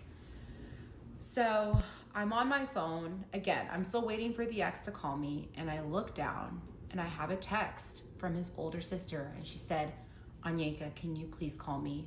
I want to talk to you. And we will continue on in part 23. The Danish Deception, part 23. So at this point, I am feeling all the emotions. I'm feeling so much sadness. I'm feeling deep anger. I'm feeling so heartbroken. I'm feeling a little bit of relief because now I know. There's not a question in my mind on who this person is and what he's done. Like, I know exactly who he is. But the feeling that was taking over me completely, as you guys can imagine, is shame. I felt so ashamed. I felt like I didn't recognize the person that I had been for the past 3 years. And when you fall out of love with a psycho narcissist, I mean, to be fair, that's extremely disorienting. embarrassing. Like, this is extremely embarrassing. You fell for a literal, like, again, you fell for a guy that had red flags all over him. Just absolutely darting at you, clearly pointing out that this guy's got something wrong with him and there's something that you probably should, not marry him over. You should probably not. You should probably not be in a relationship with this guy, and you continued on because what? He's like a hot hunk or something? That's pretty fucking embarrassing. And empowering at the same time. And it's almost like walking out of a dark room and experiencing sunlight that you never knew ever existed. And that was when I told myself, I've been living in someone else's reality and I want my own back right now. So I pick up the phone, I call his sister, and it's on FaceTime. I'm bawling my eyes out and she's just apologizing. She's like, I'm so sorry. She said, I felt as though he was living above his means, and this is always a sign that when he's gambling and stealing from people. And I wanted to have a conversation with you, but I didn't know if you were going to believe me. And he had told the whole family that he had told you about his gambling addiction. And yeah, I honestly agree, Ryan. If he has a gambling addiction, you should have made it very clear to the rest of your friends and family that, hey, she didn't want to let them know because she wanted to respect his boundary. But I feel like that doesn't matter, man. Like, if we're being honest, if you want to stop him from having like a gambling addiction, you should have let people know, hey, don't lend this guy money. He's probably gonna gamble it away or something. About everything in his past. Dude. And I told her, I said that wasn't the case. And she said, well, yeah, his addiction got really, really bad about 10 years ago. He owed money to some really dangerous people. They actually threw a brick through his parents' window. And they chased his friend through the streets with a knife. And she's a police officer, so she wanted to protect him. So she actually went and met with these like dangerous loan sharks and figured out a payment plan for them. And then my ex got a job in China, and then he moved to Shanghai and didn't pay anyone back. And he owed money to his parents. He owed money to tons of people. God. I did not know any of this. I just knew he owed money to his best friend at the time, and obviously crypto. So I thought these were like small, obviously not small, it's a large amount of money, but I thought these were isolated incidents. I didn't know that this was a pattern. And she was like, once he moved to China, he was there for like 6 months. And then I started receiving messages from people in China. So he was conning people in China as well. So we are now at 3 continents. We have North America, Europe, and Asia. And I'm just completely mind blown. I said, well, how in the world did it get this bad? And she said, well, he got treatment about 10 years ago. And the specialists and the therapists and the counselors at this facility, they told the family that he had the worst gambling addiction that they had seen in their careers. And his family said nothing to me. So that conversation 100% deepened my anger and resentment towards the family. I've worked through a lot of that in therapy, but I just cannot understand. Honestly, I agree. Why the fuck would they never tell you that? Why would they leave that out? The only way she found out he had a gambling addiction was because his friend was drunk. They were at a party in Denmark and his friend was drunk and said something about him gambling. And then he was just like, he didn't tell you that? That's how she found out. She would have been getting, dude, he would have conned the shit out of her even more if she never found out about the gambling.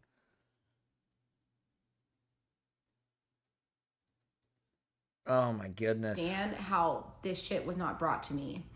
But, you know, then she proceeds to tell me this is why I don't have a relationship with him, because, you know, I have kids now and I could see he has no desire to change, literally none. And I told her, I said, he said that your family had all this money. She said, that's absolutely not true. We're very average, middle-class family. And I also asked her, I was like, has he ever owned any property in Denmark ever? And she said he has never owned a single piece of property in Denmark in his life. So I get off the phone with his sister, and then his ex is now available. So I call her and she answers and I say hi, and she's very, very nice. So it literally was all a lie. I'm so sorry for what you're going through. I know how devastating it is. And she said, do you want to start or do you want me to start? And I said, I would love to hear about your experience and understand what you went through. And she started it off saying, okay, well, we were together for 7 years. And I was like, 7 years? He told me 4. So the first sentence that she said was already a lie that he told. And she said he stole money from me. He stole money from my parents. He stole money from my friends. And there's actually a colleague of my dad's that he took money from after meeting him one time. He met this man once and was able to get money from him. It's got to be the looks or something. How? Is everybody involved just retarded? Like, what the fuck? I'd lend a guy maybe like $1. If some guy that I just met was just like, hey, can I have $1 for something? I'd be like, sure, you can have $1. This guy's asking for like unironically like insane, like massive fucking stacks of cash. And these guys are just like, hey, yeah, you can have it. You can have the money. Bro, this is how? Hi, Cryptid. I was so shook at everything I was hearing. Obviously, it was her dog. That dog was hers. It was never his dog. She also told me that the godson of the plumber was never his godson. So that was also a lie. Obviously, he never invested in that plumbing business. That was all stupid, all lies. And I asked her, I was like, 7 years is a long time. Like, what pushed you to finally leave? She's like, I just like realized he wasn't going to change. And, for a while I knew I should have left him, but I felt like I was just in deep sunk cost fallacy. I feel that too. He's probably very charming in conversation.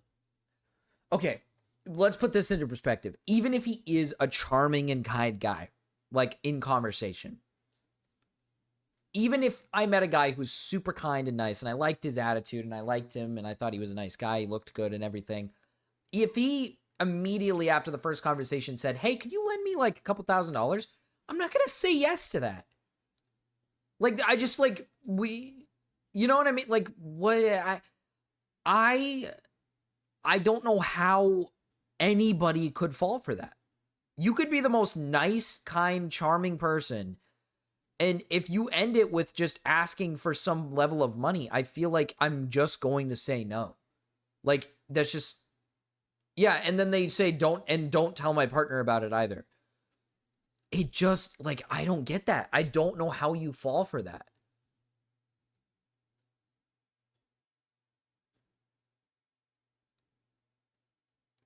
Yeah, but we're poor, Marcus. Okay, I guess to be fair, we're not like rich. Because I'm assuming this guy picks up only wealthy women. I'm assuming this guy goes after specifically women who are clearly like have some form of wealth, whether it's through their parents or their family or friends or whatever it is. They just have wealth in many areas. So it seems very obvious that he's just going after these like decently wealthy people who don't understand the concept of like what I'm saying. Because like if you grow up in my situation, or if anybody's just an average household situation, you don't give money to people because they just ask you for money. Like I don't even give money to my friends. If my friends ask me to loan them money, I would not give them money. I would offer my friends. I've offered my friends to pay for like certain things before out of just the kindness of my heart. But if my friend specifically went up to me and said like, hey, can I have like this amount of money? And it's like a big, large amount of money. I'm obviously going to be like, hey man, I'm not going to give you that money. Like, for example, I've offered to pay for like a plane ticket for my friend to be able to fly here so he can come see me, right? So he can, you know, we can spend time together. I've offered to pay for like stuff like that, which I think is relatively fine. If I have the funds and I want to, you know, give him that opportunity to come here, I think that stuff like that is fine. But you're like, this guy's asking you for money and you're just like, yeah, you can have the money as long as you pay me back. It's like, what do you mean?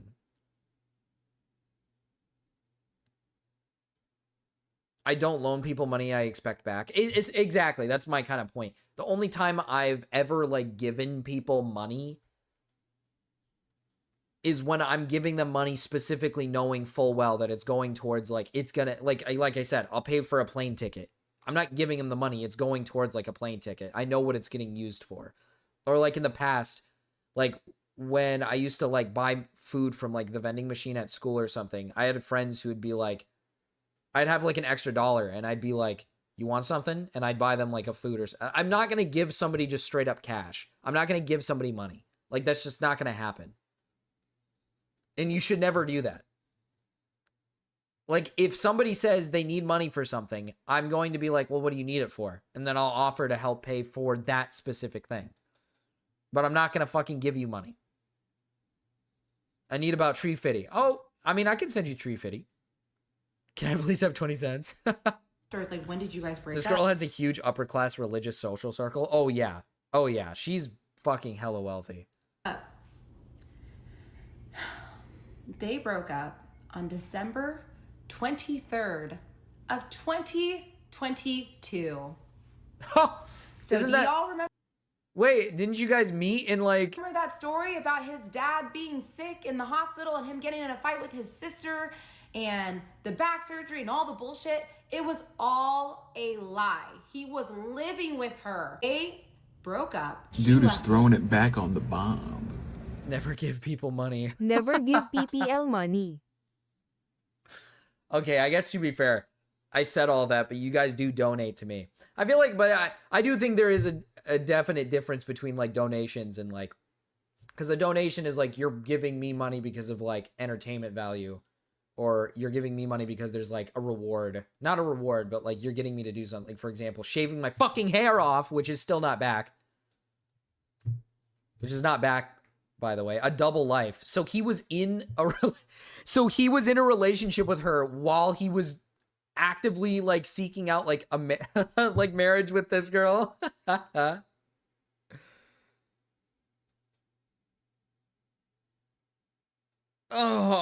Oh. 4 months after we started dating. At this point, guys, I was numb. Like, I couldn't even say this man cheated on me. He cheated on her. I was the other woman. And I was so numb to the cheating. I didn't even, like, it was just like, okay, let's add something else to the list. I don't even think I cried. I was just like, well, what's next? Let's see. And it truly felt like for that 24 hours, I was living the same nightmare over and over and over and over again. Right here, a dog with a melon dog. So at that point, I'm like, it is time to fight. And for starters, I need a divorce. So I start looking up divorce attorneys on day one. And I actually had 2 meetings with the divorce attorneys while all of this was unfolding. So I truly felt like I was fighting for my life. And at the same time, I'm still reaching out to different people that have met him to see if they've given him money. And so I leave my cousin's. Bet he was fucking a different person in every continent. Oh, for sure, dude. This guy was definitely out there, you know. He was definitely out there mingling with other women. That, like, dude, this was his plan from day one. And he executed it. That's the part that blows my mind. He saw this woman, went in, and he executed it. The mission was accomplished. He never got caught. And he, like, bro, how? They signed papers before the wedding? Wow. Well, okay, Brandon. So essentially, this is their 2nd or 3rd wedding.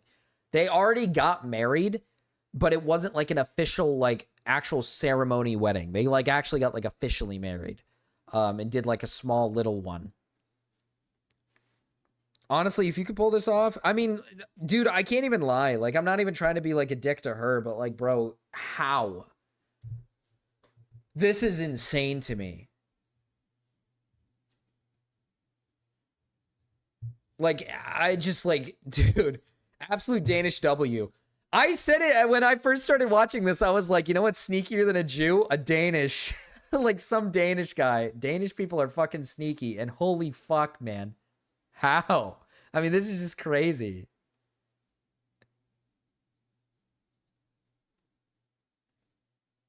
Cheating on day one. Cheating and infidelity on day one. He had this planned out.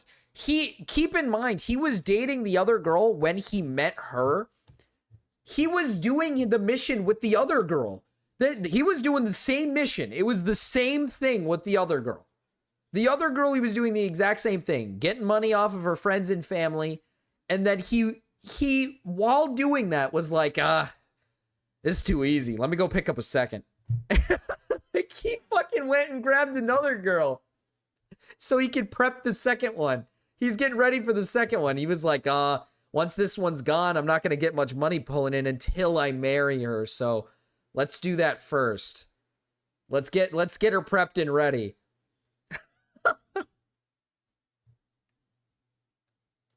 House, I go back to my house and I'm with my cousin's wife and my sister and one of my friends. And at that point, I'm like, it is time for me to call my parents. And I was so nervous because I'm like, my parents at this time didn't even know that I was married. So now I have to tell them all these things. On top of that, I have to tell them that I'm legally married. And so I get home, I call my dad. She was a contestant on The Bachelor. He had her marked. I need to talk to you. He's like, dude, what's going on? I go, if that's, are you like, back. are you being serious? Is that real? Did he like see her on The Bachelor and like was like locked and loaded? Let's go pick her up. Oh my God, man.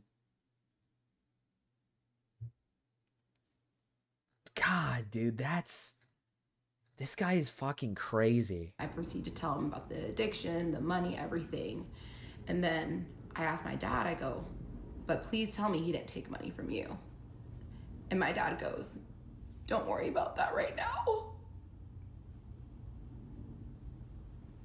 And then I was just on the floor screaming. Like, this is my family. This is my family. This is just like an insane I didn't even know how to pick myself up. This isn't even something, this whole story, I was like, oh, he's just a douchebag husband who just like blows money.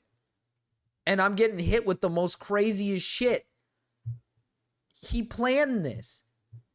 He went through the whole process, years. He was with her for years. He went through this whole process for years. He was getting puss and he was scamming her. What the fuck, man? How? Like, how? Oh my God. She probably talked about her high rolling life on the show in huge connected family, and he saw dollar signs. Probably. She was paying the debts of her ancestor. And then I heard my dad. I was on FaceTime with my dad, and he just goes, "You need to be strong." And I like immediately get up, sit on the couch, and he looked at me. He's like, "You need to be strong." He said, "What he took is a drop in the bucket, and we're gonna get through this as a family." This man never loved her. You guys, I have the best parents in the world. So I wish I had Nigerian parents. And I talked to her on the phone. My dad had already told her, and I pick up the phone and I'm FaceTiming her too. And I'm like, "Mom, I'm so sorry." And she goes, "Why are you sorry? You have no reason to be sorry." No, she does. Goes, "Everyone that knows you knows your heart." And no, she should very much be sorry. There was many ways this could have been avoided. The fact that her parents barely knew anything, the friends barely knew anything, no one knew anything. You were the only one, and you didn't think any of that was a red flag that you should have probably catched onto and let people know about, so people could catch on to those red flags and maybe think twice about giving him money. You should be held somewhat responsible for this in so many ways. You should 100% be held responsible in like at least some of this. Oh my God, man. Oh. I love you, you're my daughter, and we're gonna make it out of this stronger than ever. Not sure that's a drop in the bucket. Yeah, well, these people are fucking rich as shit. Family, the best friends, the best support system in this whole tragedy of a situation. Her rich parents probably saw 100,000 down the drain. They're like, "Oh, I'll make it tomorrow." I just, through all the darkness, they are my light. So I'm on the phone with my mom, just talking to her about everything, and then this name pops in my head. So there is this man, and his wife is from Denmark, and she had found my ex on LinkedIn and was like, "It's so rare that I meet other Danes in Dallas. Would love to have you and your wife over for dinner." So we went to dinner with them, and they were so nice, so kind. And this man is extremely successful. They were living in a very nice home, and he just felt like he wanted to take my ex under his wing, and he wanted to find him a great job. And he was also working in tech, similar to my ex. So this man had taken him to like car shows. He met billionaires and made so many connections through this man. He just really wanted to be a mentor for him. No way. And no so way. His name popped in my head, and I was like, "Mom, I gotta get off the phone." So I get off the phone and I call him and I go, "Hey, it's Anyeka." And he goes, "Hey." Don't tell me. And I go, "Is everything okay?" He goes, "How can I help you?" And I go, "Did my ex take money from you?" And he says, "That motherfucker took $30,000 from me." And I was just so shook. Like, another victim, and this man was just trying to help him. That's all he was guilty of, was trying to help him. And so I asked him, I go, "How did he get all this money from you?" And he said, "Well, he told me he was investing in this land. He was building a quadruplex, and he had to rerun the water lines, and he was looking for investors." He said they had 10 to 15 business meetings before this man gave my ex a dime. And he said, "Listen, Anyeka, I'm a man that's found a lot of success in my life. I have $1.5 million worth of cars. I have $500,000 worth of watches. This man had to work hard to pull one over on me."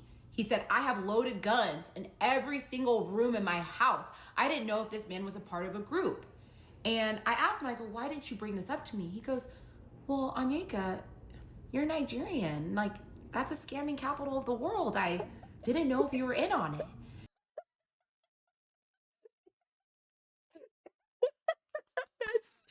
Yes. Yes. Yes. Oh my God. Oh my God. Yes. Yes. Oh my God. Oh my God. Holy fuck.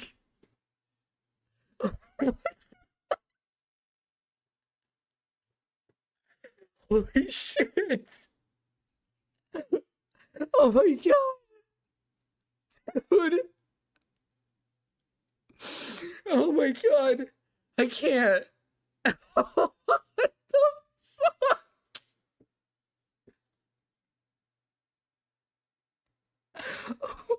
Oh my god. Oh my god. Oh. Nigerian? Oh my god, she's definitely in on it. He thought she was in on it because she's black. He thought she was in on it because she's Nigerian. Oh my god.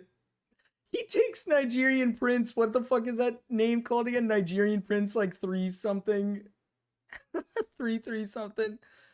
Oh my god, he takes that shit seriously. Never heard of a Nigerian Prince scam, you dumb bitch. Oh my god. I can't believe this got better than I thought. I thought it was just gonna be more stories about how he takes money, takes money, takes money. Oh my god. Here.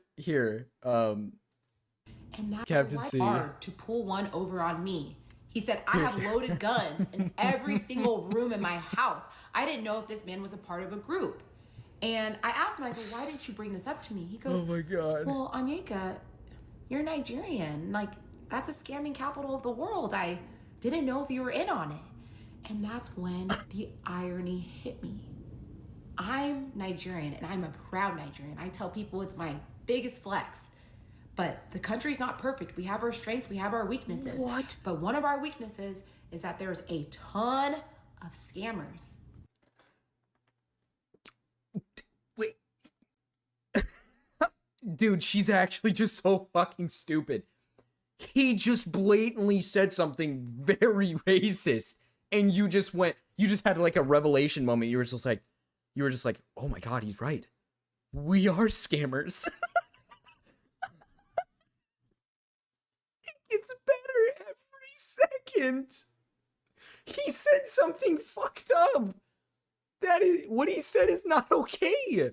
He thought you were in on it because you are Nigerian. Do you not understand how fucked up that is?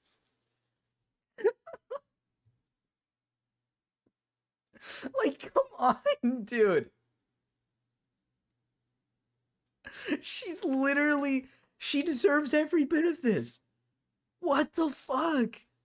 How do you not recognize what he said? What he's saying is like, okay. He didn't tell you simply because you're black. That's it. He didn't tell you because he thought you were in on the deception because of your race, because of your ethnicity. That's racism. Oh yeah, we are scammers. Actual look in the mirror moment. Oh yeah, I'm black. I did. This girl blows my mind. She's awesome.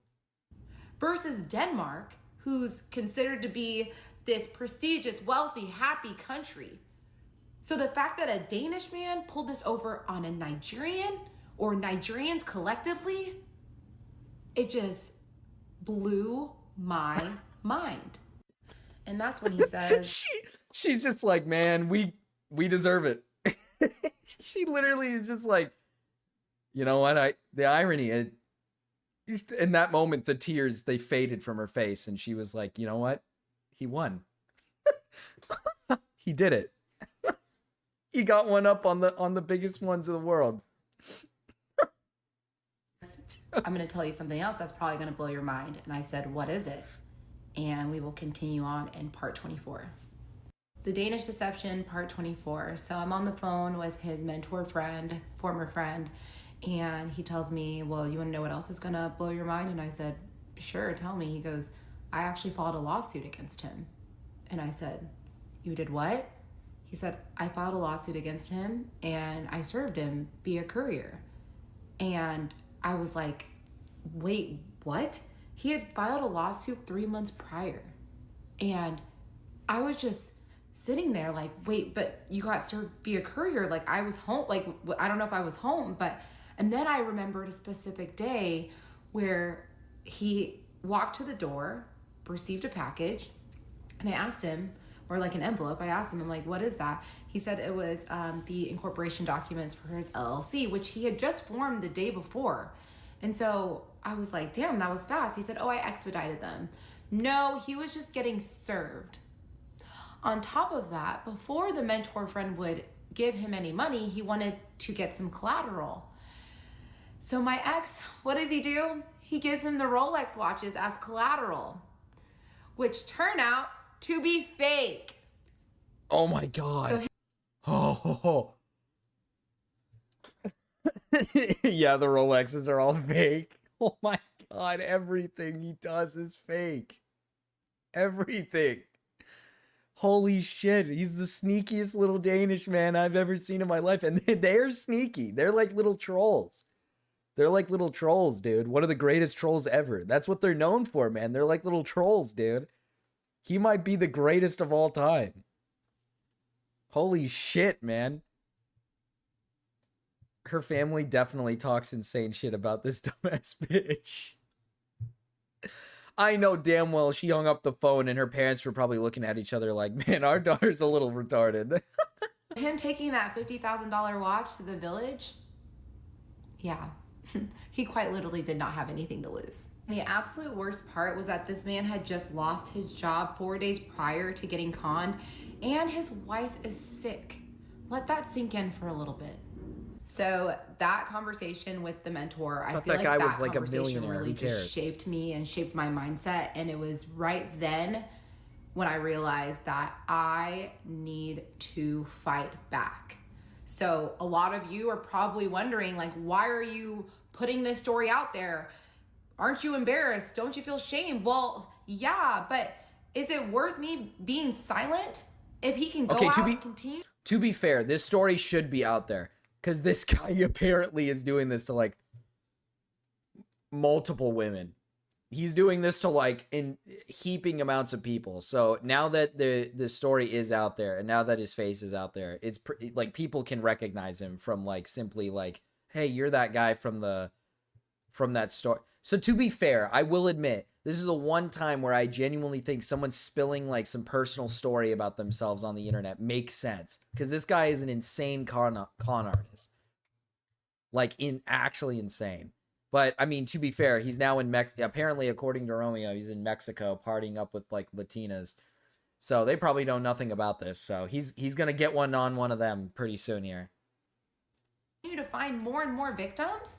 Do the other victims deserve that? What if someone had done what I'm doing right now? I wouldn't be in this position. So I feel proud of myself. Oxtail is better than cookies, I think. And I can share with everyone the details of what happened to me so that we can prevent this from happening to I honestly don't know why. They've been showing up twice all day today. I don't know why they're showing up twice. It might be tracking both my... So I have my OBS with my OBS has a chat on the side. Here, let me get rid of the chat. Oh. See if it fixes it. Is it tracking like both of the chats? We'll see. Other people. And at the end of the day, silence is abusers' greatest weapon. It's time to take the power back. At that point, I had now cut off all communication with my ex. It was not that. It's probably, I probably just have to restart the application. Which, I mean, to be fair, we're already 3.5 hours into the stream and I'm going to be done pretty soon. So we'll figure it out. I'll probably restart it next time. Since the day before when I was just going off on him, calling him a coward and a lunatic.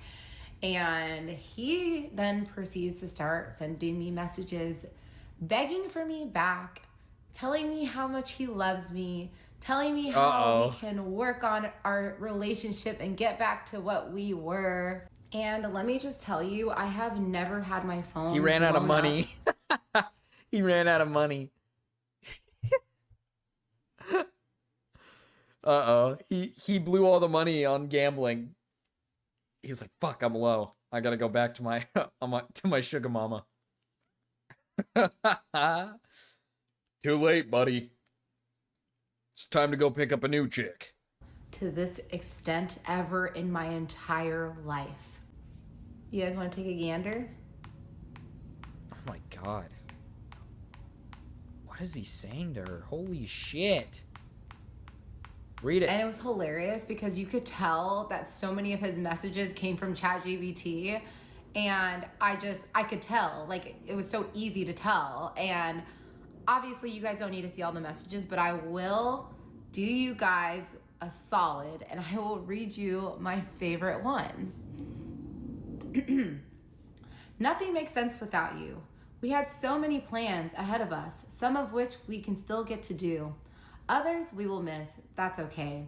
We have an entire life together, right in front of us, if you want it. You are perfect and required not to change a single thing. I have many battles to fight and overcome. I will rise from this stronger than ever if you choose to stand by my side while I go to war for you, for us. I'm aware of the fact that a lot of people hate me for what I've put you through, what I've put them through. Could we actually send this Family guy to the members front and lines as friends. like a punishment? But I also know that a lot of them are good people whom over time will forgive my actions if I make the right amends. Many of the same people have witnessed my love, loyalty, and generosity, even when I had very little to give. I am devoted to change for you, for everyone around you. I will put all my pride aside and show you that we can come back from this if you'll let me. You might think I sound crazy, delusional to think I stand a chance. I am crazy, crazy in love with you. I'll go through extreme lengths to show you that. And y'all, he ended every single message with this one part. I love you. I will always love you with all of my heart. I'll go to the end of the world for you. An actual psychopath. It's funny because I actually put that message in ChatGPT and ChatGPT was like, this is emotionally manipulative.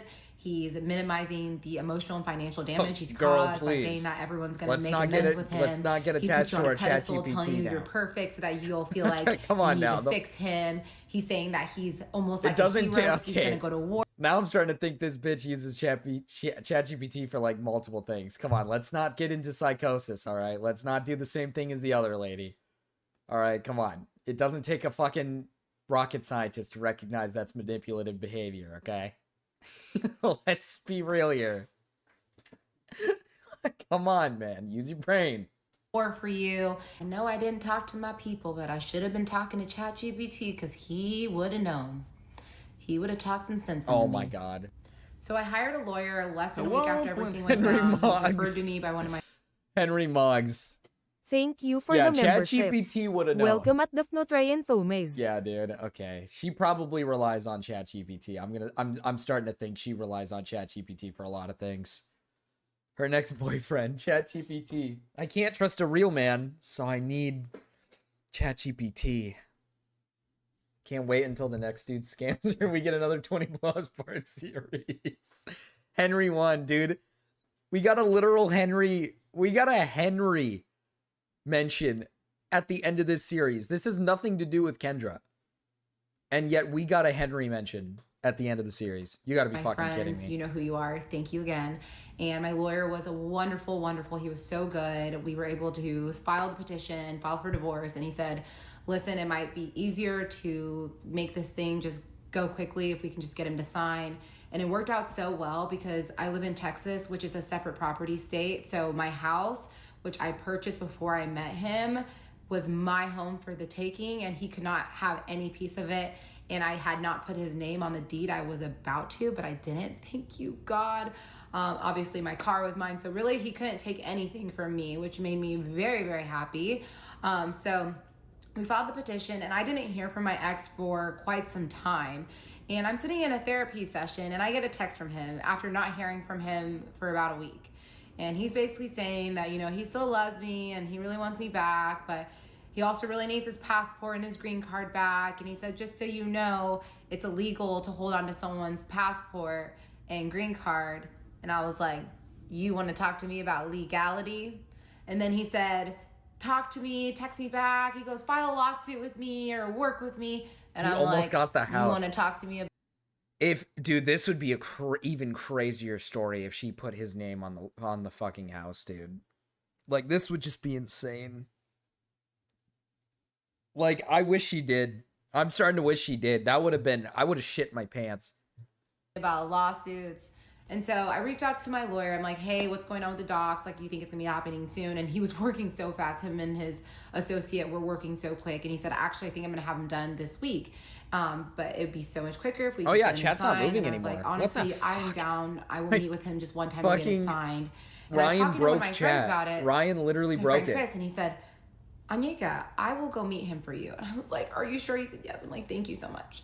So my ex starts blowing me up, and I text my friend. I go, please send him a message just to say the divorce documents will be ready for you to sign this week, and then I will be able to provide you with my passport. It wasn't a sign these in order to get your passport. There was no duress. Got to say that for legal reasons. There was no duress. And then he texts me and he goes, this is heartbreaking, because I don't think he actually thought I was going to file, which is insane. And then he proceeds to be fair, I start thought you weren't. blowing me up again.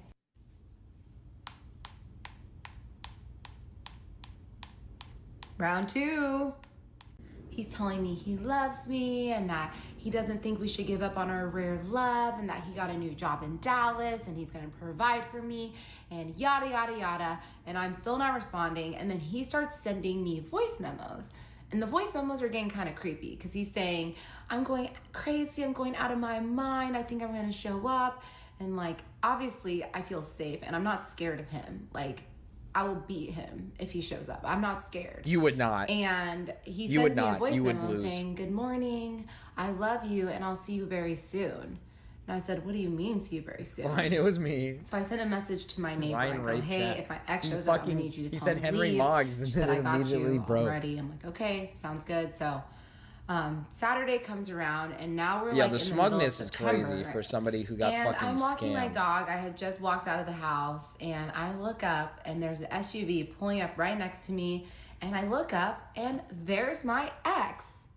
And we will continue on in part 25. The Danish Deception, part 25. Okay, final episode. So I look up, I see him, and we make eye contact, and there's one split second where he looks at me, and then he says, hey babe, can we talk? And then I proceeded to scream bloody murder. And when I say scream bloody murder, I mean people are stopping on the road and they think I'm about to get kidnapped. Bloody murder. And, well, I can demonstrate it for you. Get the fuck away from me! Fuck yes! Fuck you! Get the fuck away from me! I'm sorry, guys, I had to do that because I needed you guys to understand what I meant. But, like, times that volume by, like, Nah, you should have really, 100. you should have at least went for like the rape. He's gonna rape me. He's gonna rape me. He's trying to stick it in my ass. Ah, he's gonna rape me. Oh, sorry. Wait, that's what I would say. Cause I don't, he'd be putting it in the vagina, not the ass. That's if he was doing that to a man. Wrong hole. screaming bloody murder. And then he speeds off and drives away. And then he texted me, okay, I get it. I love you. That's all. I won't do that again. My heart is bleeding, and I don't understand that you want to give up on love. But if that's your decision, so be it. Goodbye, babe. He's pulling his It was cock always out. just love. Even me coming by. And then I sent him a text because, you know, I've been ignoring him for weeks now. So I was like, maybe I need to just send him a message so he knows how I really feel. And this is the last message I have ever sent him. Do not ever show up to my home again. I do not want to see you.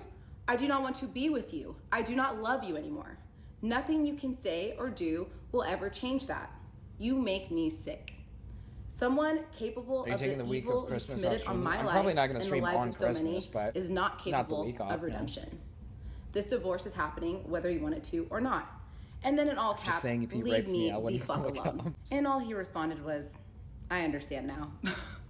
So that was obviously a very traumatic experience for me. I immediately drove to my friend Priscilla's house and I was just crying and shaking because I just could not believe I was in person with him, like that I had seen him in person. It was just, I was shaken, but I also felt good because I always kind of wondered, like, what if he does pull up? Like, how am I gonna feel? And it was just anger, just hot rage. So I'm good with that. Later on that night, it was my really good friend Nicole's birthday party, and something you guys should know is for that month, I was completely depressed. I barely got out of bed.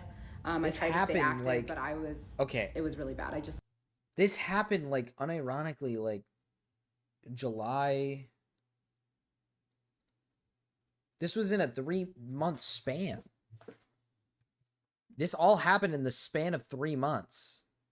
And I'm imagining in that span of 3 months in July. No, because, oh, this is in the span of like 2 months.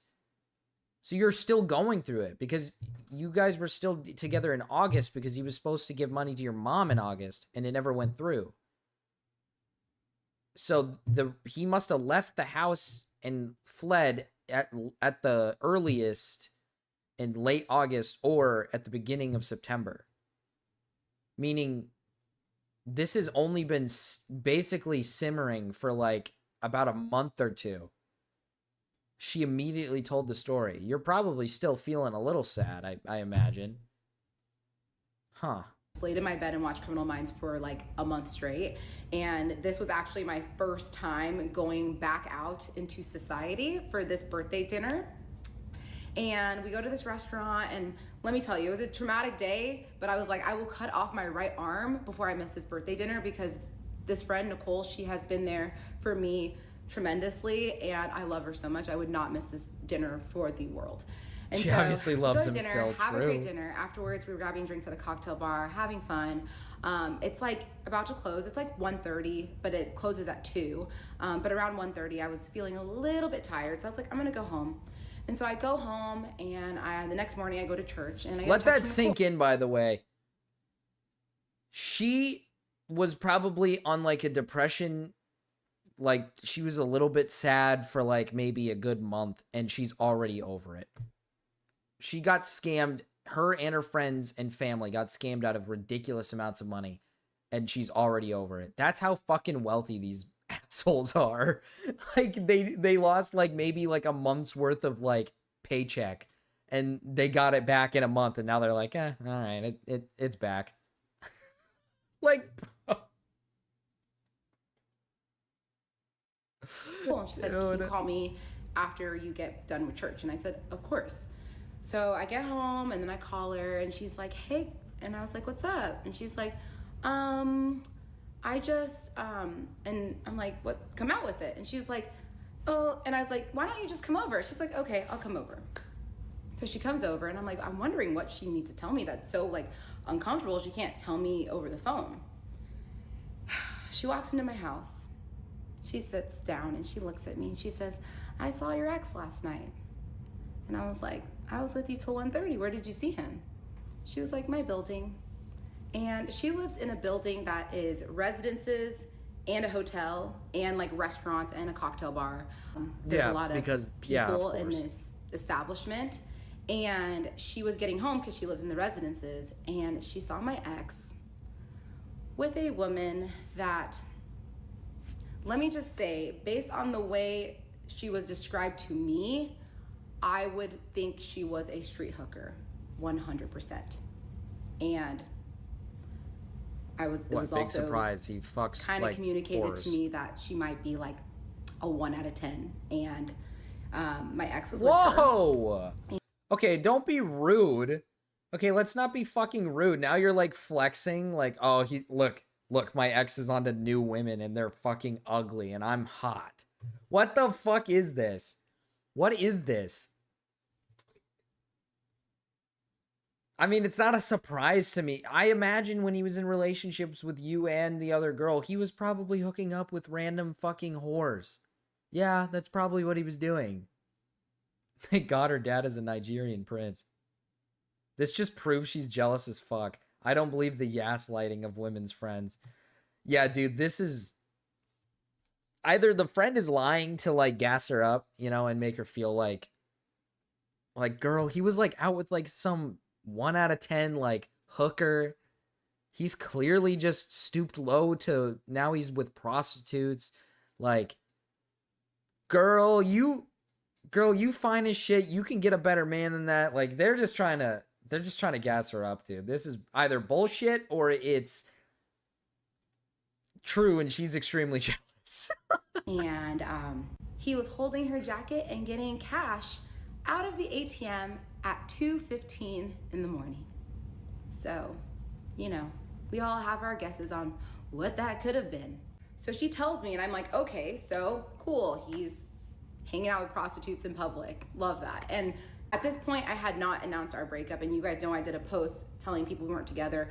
This was like before that. And so at that point, I felt so disrespected because, you know, people know me in Dallas and they're gonna see him. That's true. I feel like the friend would have see him taken a with the picture. hooker, and it's just so disrespectful to me. And I'm like, after everything you've done, like, you're still going, you're still not finished. And so I send a message to his sister just saying that I'm absolutely disgusted with him. So I tell her everything, and my friend actually got photographs of this man holding her jacket. Okay. Like, she got the photos. Okay. And she asked me, are you comfortable with me reaching out to him and letting him know? I said, absolutely, I don't care. So she reaches out to him, and then he sends me a text and says, I was not buying sex last night. I was buying weed. He said, I was having a really dark night, and for the first time in a long time, I went out to drink, and I haven't been sleeping, and I met someone that would sell me weed so I could finally sleep again. I don't appreciate Okay, you he is going with that lying. information to my family. Okay, he is lying. And then he said, called out my friend by name, and Nicole needs to watch her mouth because she was looking all drugged up. He didn't know that I was with her 30 minutes before she saw him. She was sober. We had had like 4 glasses of wine that night. So she got drugged within 30 minutes. Is 4 and glasses she of was wine also not able a to lot? I feel take like that's a lot. 15 pictures of you holding the prostitute's jacket. Mind you, he's also texting another one of our friends, Rob, one of the other victims that he used to be good friends with, saying, I can't believe Anya would ever think I'd be with a prostitute. That girl was actually a doctor. And he also sends a screenshot of his now she's a receipt doctor of giving him weed. of his withdrawal, and it was $40. And I'm thinking there's 3 different options. Number 1, he saw my friend and he was like, let me take out a small withdrawal so I have something to back up my lie. And he clearly saw her because he called her out by name. Number 2, he was conning the prostitute and he said, hey, I only have $40 right now, but I'll pay you back the rest. Something with his Danish account, bullshit, I don't know. And number 3, the prostitute was $40. Could be any of those 3 options. So obviously I was hurt by the situation, but it just, at this point, I'm not even surprised because this man is crazy. I allowed myself to shed 1 tear and then I was like, I'm done. Getting the medicinal And- marijuana at the cocktail bar. Following week, my friend Chris met up with him and he signed the divorce papers and had no problem with anything that I put in there. And that was the greatest day. And my divorce was officially finalized on November 4th of 2025. So I'm $40 happy box? and I'm excited to move on. And I'll have a little conclusion video at the end of this, but I just wanted to Is there say one more? thank you to all of you for No. being here This is it. and letting me bare my soul to you guys. This has been the most difficult thing I have ever done in my life. And y'all's support means the world to me. And I just wanted to say thank you. And I hope you guys enjoyed the Danish deception. I mean, it was interesting. Is that it? Yeah, that's it. God damn, dude.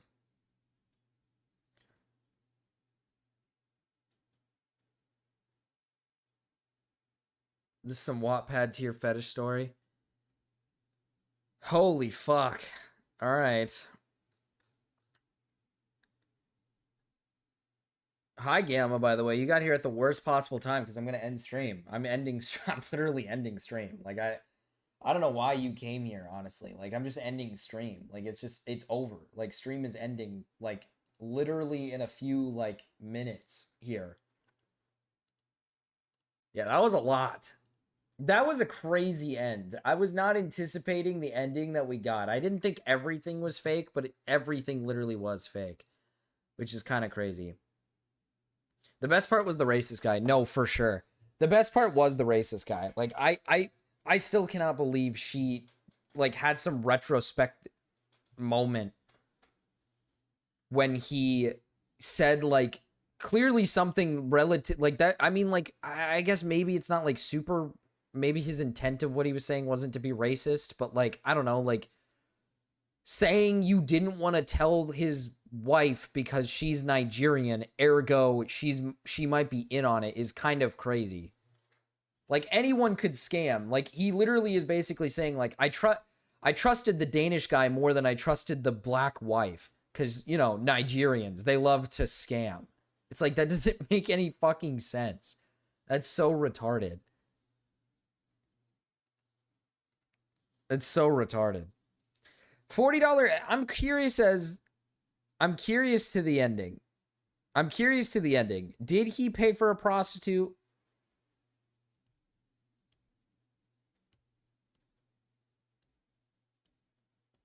She had an actual brain blast. Like, oh shit, true. I think it was a prostitute. I think this is the one time where it really was like what it was. I think it was a prostitute. He was if she was wearing like a, you know, a skimpy jacket and he's whipping out $40, but $40 box is kind of cheap, I think. I mean, I don't know what it normally costs. I thought prostitution was like a couple hundred. You know, like selling your pussy out for $40 is kind of crazy. Like, that's cheap puss. I mean, that's not even going to buy you, like, you got to think about it this way, right? What is $40 going to get you? 40 could probably get you a hand job, nothing more. Maybe there was a sale. Because I feel like, what is $40 going to get you, right? And it's not like when these prostitutes are out here having sex, like, you know, 50 times a night where $40 makes sense. You know, I mean, I imagine they're picking up maybe a couple people a night, you know, a couple hundred, but like $40 is crazy. So maybe it really is like a scam situation. Depends on how drug addicted and diseased the pussy is. 40 isn't even enough for a half and half. Like, I don't know. Maybe, yeah, maybe he was just getting, yeah, maybe he was getting desperate pussy. Like, maybe he was getting that kind of like, oh man, I'm itching for it. And he just whipped out like the real. Isn't that a little disturbing for her? She should really think about that in the long run. If he's willing to pay, because think about it. If it really is a prostitute and he's paying $40 for a prostitute, during your relationship, what could he have also been paying for? You know what I mean? Like, you better check for some sort of disease, man. Inflation, 40 gets you a firm handshake. Yeah, I don't know. I don't think it was prostitution because 40 is insanely low. Like 40 is not enough for sex. He would have whipped out a couple hundreds. Unless he's paying her to be there. Think of it this way. Maybe he knew she was going there. No, that's creepy. He would have to like stalk her. I don't think that's happening. I don't know. Maybe it is just a scam thing. Maybe he is just trying to pull the same scam stuff.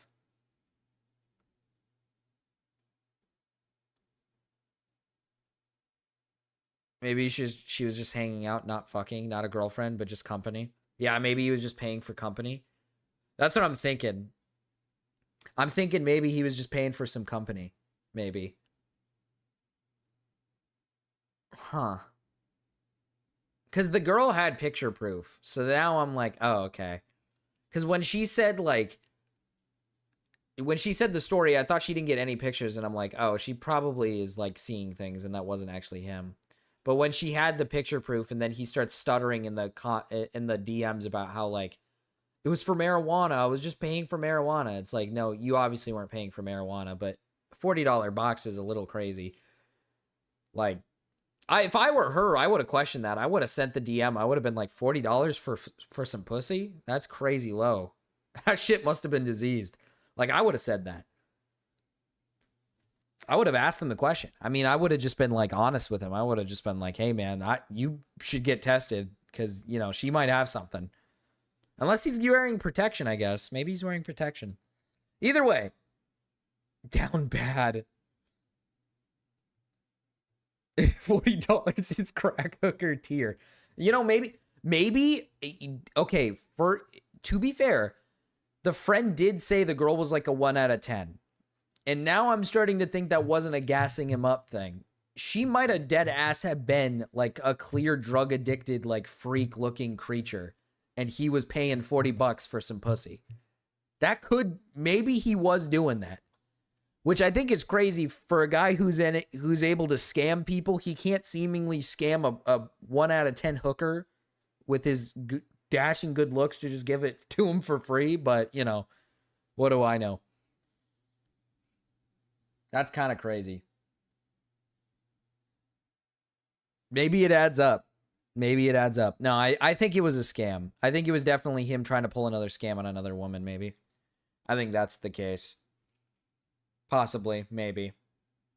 But, no, I'm not going to speculate too much on this. I got to send you guys away. I got to go take care of some stuff. I'll see you guys next stream. I don't know when that is. I don't know when I get my results for my health issue. Hopefully soon. So I can just like know what I have and then get rid of it. Then I can get back to regular streaming. Marcus got $40 box on the brain. I really do. Like, it's kind of just in my head and I'm thinking about it. I'm not dying. I'm okay. But I'll see you guys in the next stream. Hopefully it's Monday. I should be fine Monday, actually. I should be fine Monday. I usually do Mondays anyways. I hope it isn't AIDS. Yeah, hopefully not. That means the wife gave it to me. That's fucking crazy. That's a clip.